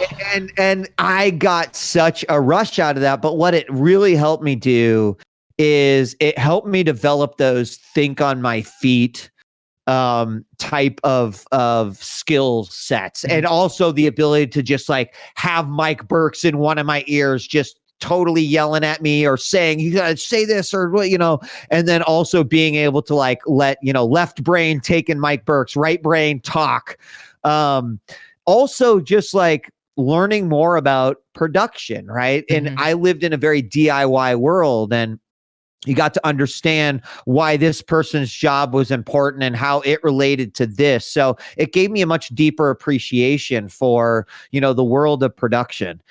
Also, I got to experience like what shitty corporate, shittiness was like, right? Like the fact that people can make a decision that creatively you totally disagree with, and it doesn't matter because this person way up here with the VP title just sort of said, like, there was a lot of exposure to that on an extreme level.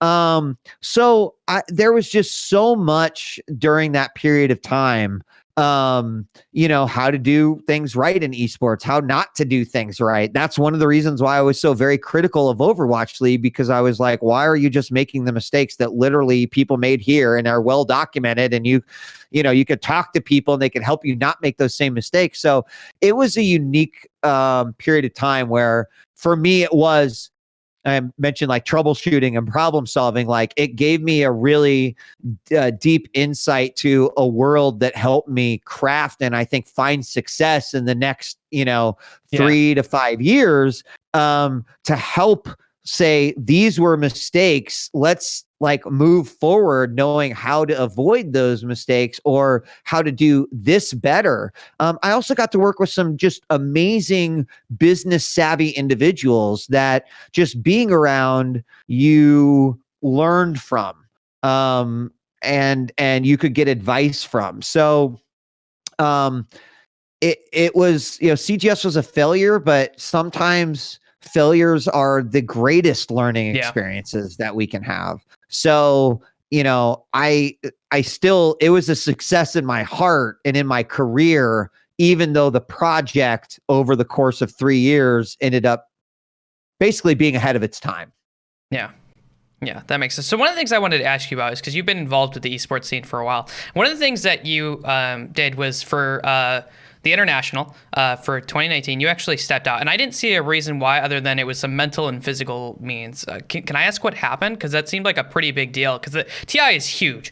Arguably the biggest thing for esports, in my opinion, as far as like grandeur and scale and prize pool. I would say that's probably the biggest thing that's out there. Yeah. So, you know, I went through more. Well, yeah. So, gosh, where do I start? You know, last year, Jeff In Control Robinson passed away, and that had a very profound impact on me in a lot of ways. And you know, not only was I very good friends with Jeff, and not only did you know, we work on a lot of projects together, we've had a long history together, but I also work very closely with his wife, Anna. And I found myself in really a situation that I've never been in before, where I had this friend who passed away, and in the same sort of moment, I have this friend who needs all the support that I can possibly give them. Yeah. So like I'm Anna's manager at Twitch. So, you know, my number one concern over the course of many months was actually that Anna is okay.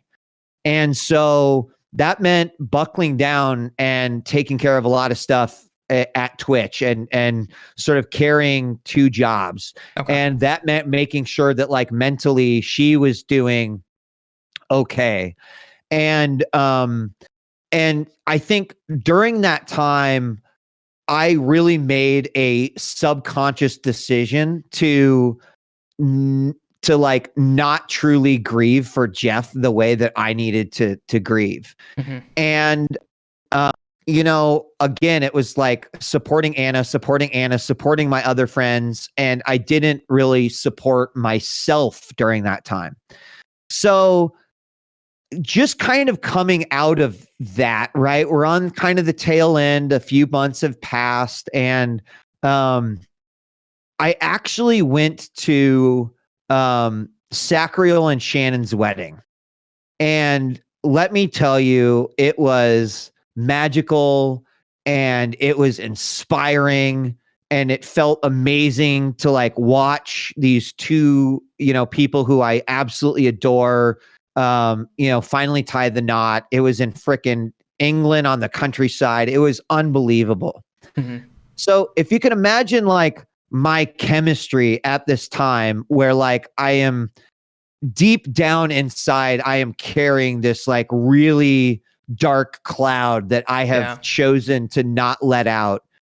And then I went through this like week of almost euphoria, right? It was 100%. It was like better than the best drug that you could take. It's like seeing 2 people I love, super happy, celebrating with all these other people that I adore. And like when it went, like literally the day after it was over, I just imagine like the dopamine in my body like hitting an all-time low. And at the same time, the black cloud began to be like, hey, Wheat, like, remember me? And, you know, it was a moment of reflection, and it hit me mentally very, very, very hard. And it hit me mentally so hard that like I was experiencing physical symptoms. Like I was experiencing weird chest pains and headaches and pain in my legs and anxiety and not being able to sit in the same like spot for, you know, a long period of time. And so I was supposed to come home from the UK. I had like 24 hours at home, and then I was supposed to go to San Francisco so I could go to China for TI9. And I just like, I was like, hey, I know the shit is like coming up and you're not feeling great, but you have got to go to the international, right? Like I was not going to let what was happening become a point of disappointment for, you know, TI, Valve, the people that I made a commitment to. So I was like, fuck it. You know, this is going to be hard, but I was home. I literally got home, took a shower, packed, and left for the airport. And like, I was on the plane, and oh my gosh, like imagine I was just in this flying metal tube with my own thoughts. Oh my And I gosh. landed in San Francisco, and I'm just like, man, I'm like physically not feeling well. And dude, I actually was in an Uber going to the Twitch office, and I thought that I was going to die in that Uber. I had just a full blown, just crazy panic attack with literally no one there to help me Yeah. work through it. And I remember, like, I can remember exactly where we were on the 101 driving north, what I could see, where we were at. Cause I remember thinking to myself, oh my God, I have like 20 minutes left in this Uber. And I was convinced that I would I was like having a heart attack. So I, at that point, really started having to like have real conversations with myself about like, is this safe for you to go, like both mentally and physically? So I like saw the doctor and explained, and I talked to my wife, and I talked to a few of my close friends at Twitch. And you can imagine that I also then started going through anxiety because I'm like, oh my God, like I do not want to disappoint Hotbit. I don't want to disappoint Purian Flat. I don't want to disappoint, Bruno and Valve and, Dota fans. And so I was like going through that. And I finally just came to this point where I'm like, I need to make a decision that is the right decision, that is beneficial of my health. And I need to have confidence that these people know that this is not normal, and that I wouldn't just flake out on someone and decide not to go. And so, I'd never felt that way in life. Like, I've dealt with some hardships, I've gone through periods of stress, but like I had never felt that way. And the good news is that because I didn't get to go, I finally gave myself an opportunity to really grieve for Jeff. And that was, really what I needed at that point in time. So like, I have regrets because I missed something, right? That I really wanted to be a part of. And I love that community. I love the people that work there, and I love the company. I love the game. But I'm so glad that I made the decision that I made, because I needed that to like reset where I was at in life. And so I could continue to support Anna and support my other friends and, support, right, my family and everything else. And that was not easy to say. I also felt that like, because if you go back and read my tweets, I don't tell the same in-depth story that I just gave you, but like you get an understanding that I saw some moments of despair there. I thought you might have went through a depression, but I wasn't sure like what the story was, so that's why I wanted to ask on it, and like how you worked through it. It was definitely, it was depression, but I think like it was deep rooted by ignoring my grief at the time. And so the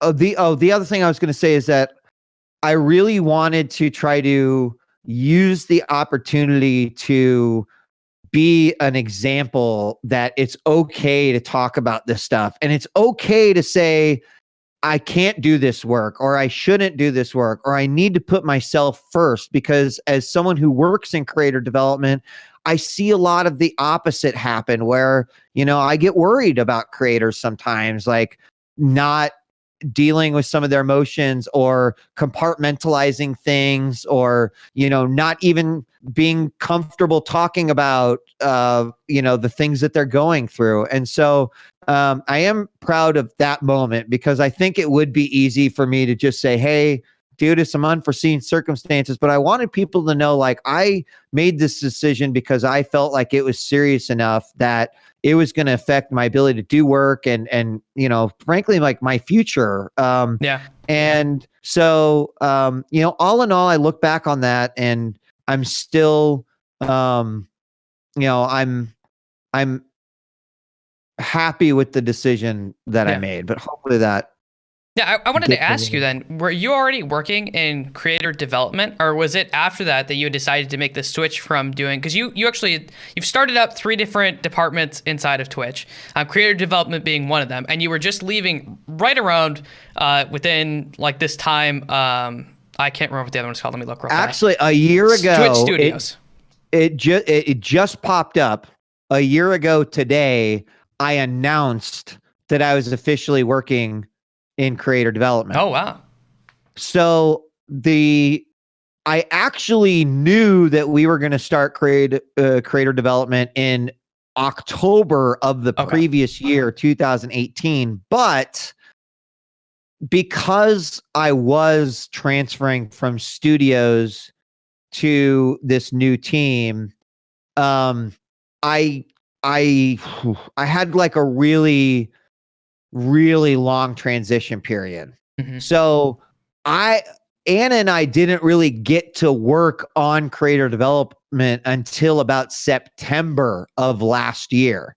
Okay. So maybe like we thought the transition wasn't going to take that long, but you know, you have to bring new people in, you have to train them, you have to like, you know, help out. We had TwitchCon EU happening, first time we ever did that. E3, you know, so it was a much, much more difficult transition than I've ever had to do. So admittedly, I kind of only feel like I've really been able to focus on creator development in like the last 5 to 6 months, the way that I've wanted to. Where did the idea come from of starting creator development? Like, because that's what I was wondering. So you have like all this experience we've talked about. It's kind of like the coming back to the roots, right? Because you mentioned your parents worked in behavioral science. You had this experience where you weren't kind of taking care of yourself. Like, where did the idea come from? Like, hey, I want to start to help creators who are in Twitch. The idea came from the fact that, you know, I have now 20 years of experience in streaming, from audio to, you know, private video streaming to public video streaming. And that also included building communities and doing shows and everything esports related. And I've been very fortunate in that 20 years to, whether I realized I was doing it or not, but like to be a mentor to up and coming casters or people who are looking to get into the esports industries, or creators who are starting out, or people who wanted to start shows. And, you know, I think like as I get older and I'm less thinking about like, you know, how do I hit 1,000 subs, right? Like I'm thinking more like I stream because I just love to hang out with people and chat, and like I have a different motivation for streaming. But like the one thing I've always loved is helping people achieve their goals, their dreams, and if we have shared goals and dreams, even better. But I have a unique perspective at Twitch, being one of the few people that are left after, you know, 9 years from like a lot of the original staff, is that I think that Twitch has a unique responsibility in that we have created an industry that doesn't necessarily have a rule book, that doesn't necessarily have a right or a wrong answer for how you find success, or how you approach things, or how you don't get burnout, or how you find work-life balance. And I personally believe that Twitch has a level of accountability in terms of analyzing and understanding where our creators are at, what kind of problems they deal with, what kind of skill sets are they not getting from being streamers, right? Like one of the things that I do with creator development is we talk about what is your goal in 1 year, what are your goals for 3 years, and what are your goals for 5 years. And the fact of the matter is that more times than not, creators can't answer those questions.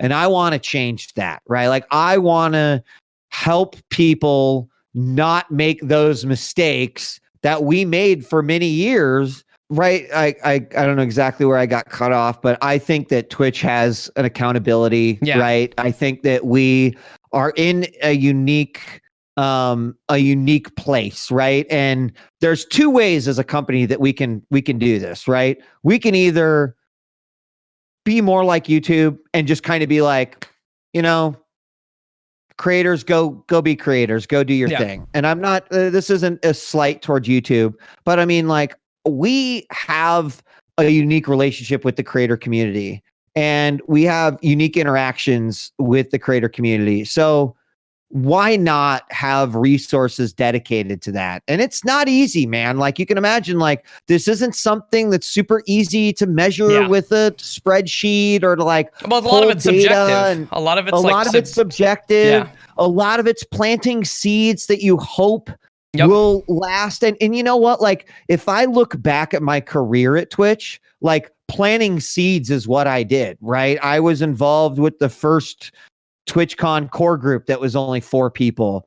I was the creator of the whole concept and idea and philosophy behind co-streaming, which, like, no one understood. And then in the last 2 years outside of E3, like, that started exploding and blowing up. So, like, I think that, you know, that has been for me probably one of the biggest challenges, is that, like, I don't want to come off as like, hey, look at me, I'm 9-year Twitch know-it-all kid. But, like, I do want to, it's just like, I'm so passionate about using this knowledge and experience to help and benefit creators.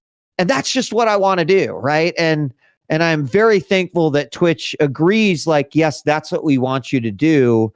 That's awesome. Because I hope that can, you know, continue to help many generations of creators to come. And I don't claim to know all the answers, and a lot of this we're making up as we go along.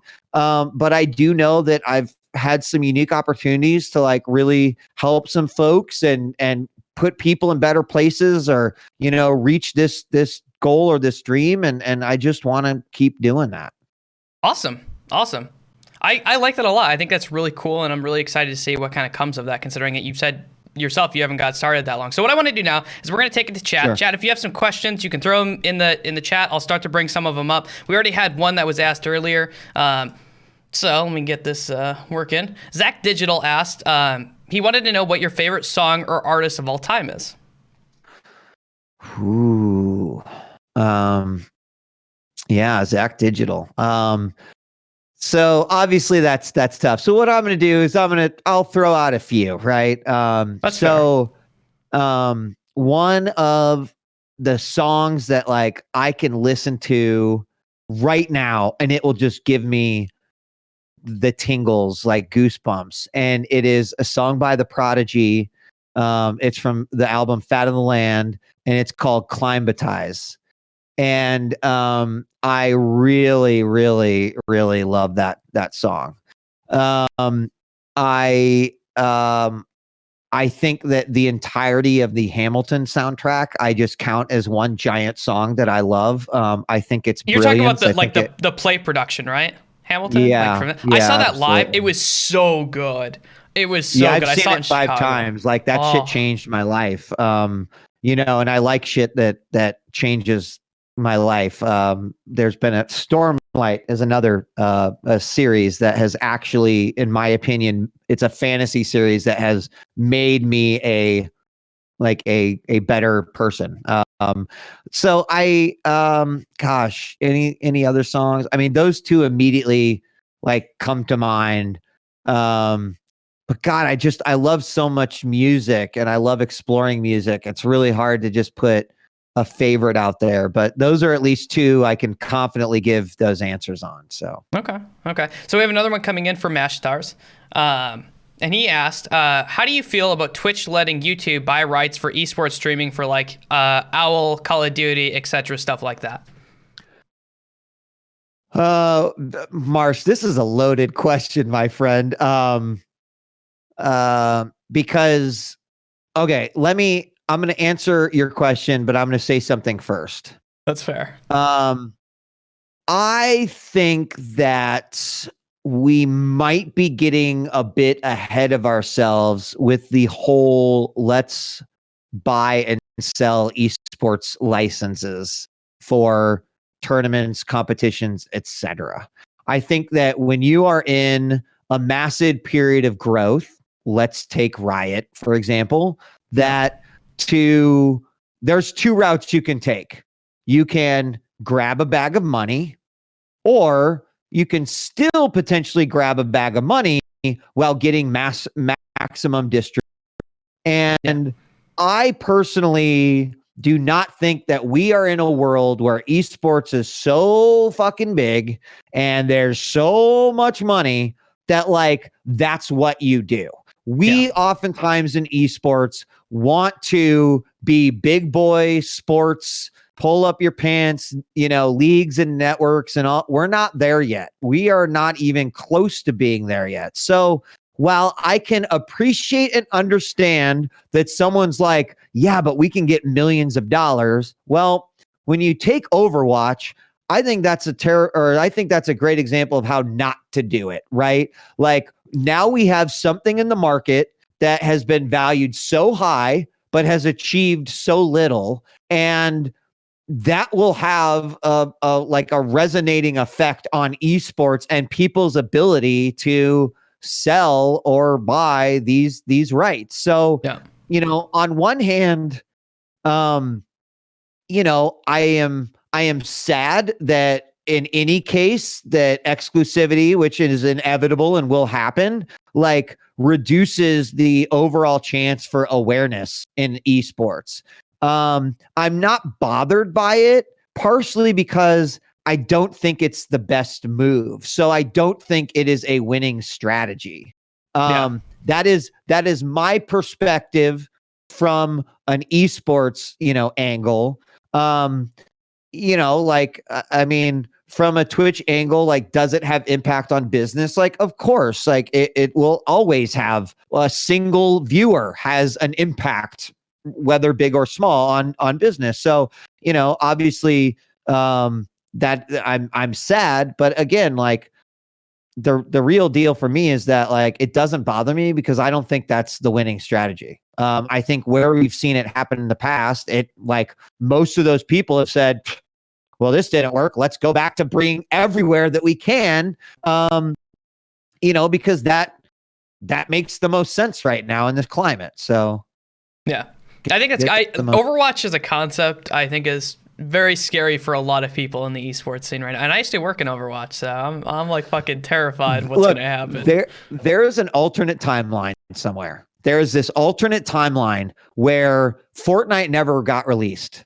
Yeah. And Overwatch is the biggest fucking thing on this planet. I know that timeline exists. It's too bad that timeline doesn't exist here, djWHEAT. It doesn't exist. It is, that was crazy to watch because I thought, but then. Yeah. So we got another question coming in from Always Dark. What's the best advice you got from a colleague that you feel would have, that you feel like you would have gotten from school? That is a very interesting question.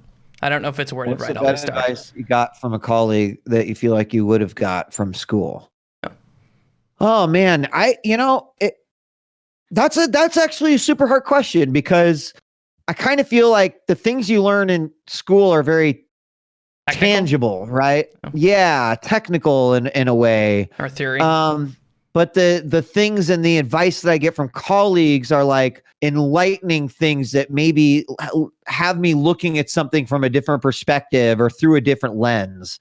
But I think like one of my favorite stories of advice I got was like really early on from my father, because when I was in track, I remember I would almost get just sick to the point of like throwing up before every race. And it was like, it got so bad that I finally was like, Dad, dude, WTF, like every single time I'm about to race, I feel like I might just like lose my lunch and that will not make me race well.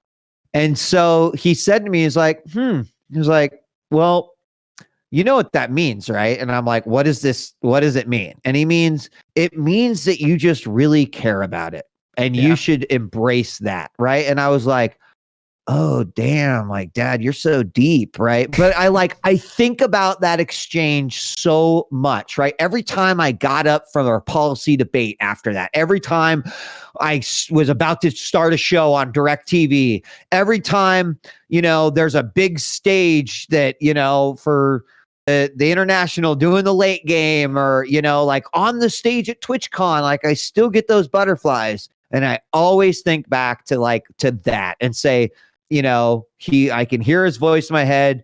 You care about it. And I'm like, for me, that's important because, right, people say that my superpower is passion. And like that passion is driven by caring so fucking much about things, whether that's esports or Twitch or creators or education or whatever.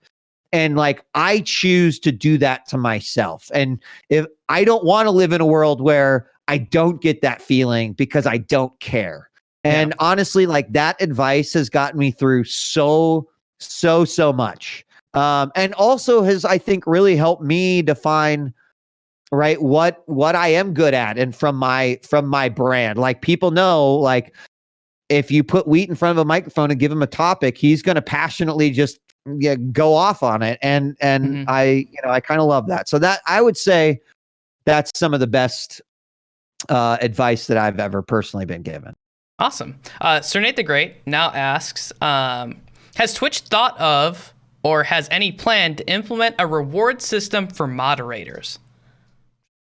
Oh yeah, I mean, it makes me really proud to say that Twitch considers moderators one of the most important aspects of the platform, right? I mean, we have a whole team now that is dedicated towards creation of tools and programs that will benefit moderators and will help streamers, create the community they want to create and create the audience they want to create and the vibe and the energy and the feeling.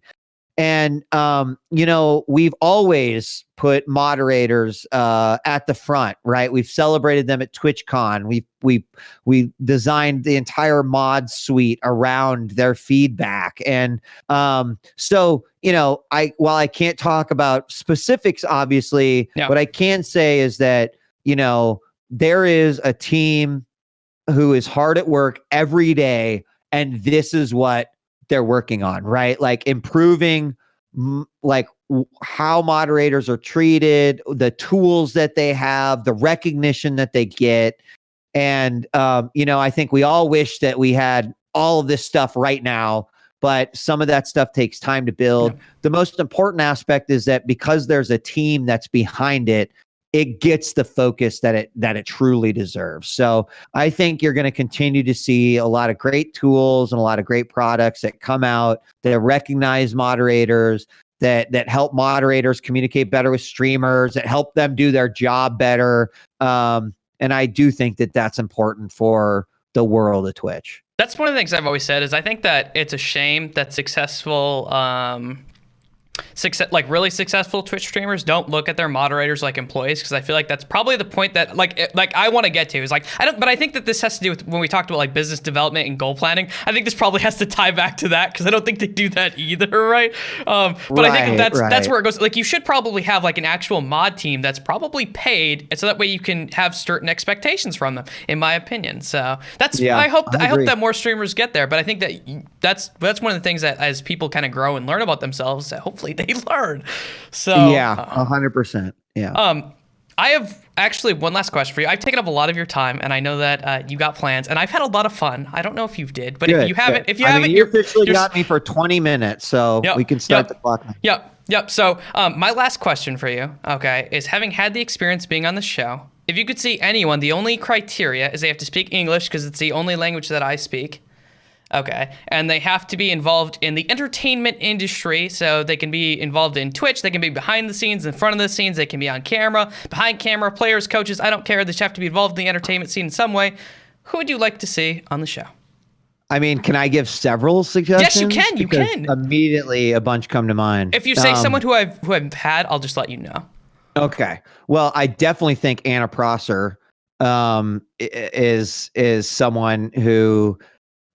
personally, like I've got the opportunity to work with Anna like about 8 years, but on an official capacity in Twitch, I mean, we had done shows together, we'd done some esports stuff together, but like, you know, Anna is someone who has had a profound impact on, you know, not only myself, but a lot of people. And I think that she really represents just a lot of great advancement, especially in terms of like females in esports and hosting. I mean, Rachel Querco is another one of those individuals. They're both two very good friends of mine.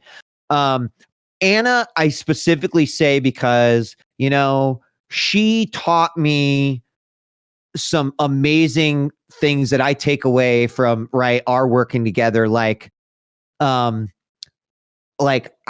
to better look through a lens of diversity and inclusivity. And, you know, this was something that like I thought that I was, you know, pretty well versed at and good at. And then I saw like Anna like take care of things, and I was just like blown away. And you know, I kind of feel like, as someone who's been in this industry for so long, when someone can like bring something so new to like how I do things, that is just amazing. And I adore her. She's great. So Anna Prosser is one. I think Carmack is not only one of my favorite people in this world, but very behind the scenes. But, you know, in the esports world and in the sort of like helping esports legitimize, doesn't get enough credit in terms of like what he has done. And I'm also a sort of big fan. So those are two that like immediately come to mind. Yeah. So I'm gonna do that. Those are good. Those are good. I like you. Okay. I like it. So that's all the questions I have for you. That's all we're gonna do. We're gonna end up wrapping up here. So that being said, if you have any shout outs, you're more than welcome to give them now if you'd like to. If not, then I'll just close out the show.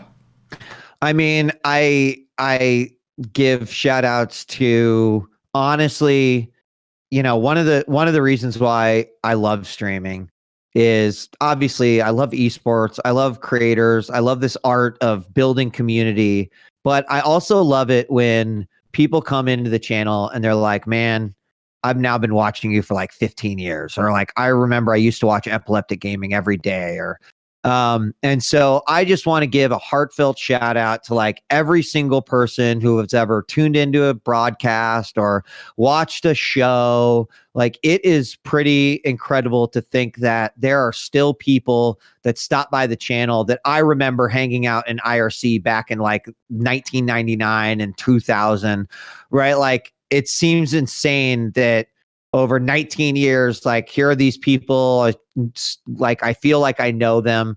But it just means so much to me. And it really just continues to prove that like this whole world of Twitch and live streaming and gaming and virtual communities is like so important and has given people a place where they feel like they belong, because I know it's given me the feeling of like I belong here too. So I just give a shout out to all those folks, anyone I've ever worked with to help me, you know, make that possible or to help me pursue my dreams. Like, there's so many people that I couldn't even list them all. But I just have such a deep gratitude for every single individual I've had the chance to work with or talk to on stream or whatever. So that's a very general thanks. I roboted out. Yeah. I roboted out. I was saying thank you to everybody. For everyone out there, this has been The Minds of Media. Thank you so much, djWHEAT, for coming on the show. I really appreciate it. For everyone out there, I hope you enjoyed the show. Thank you for watching live. We've been doing this. We're going to do it more often, hopefully. And thank you so much. And for everyone out there, I hope that you have a wonderful day.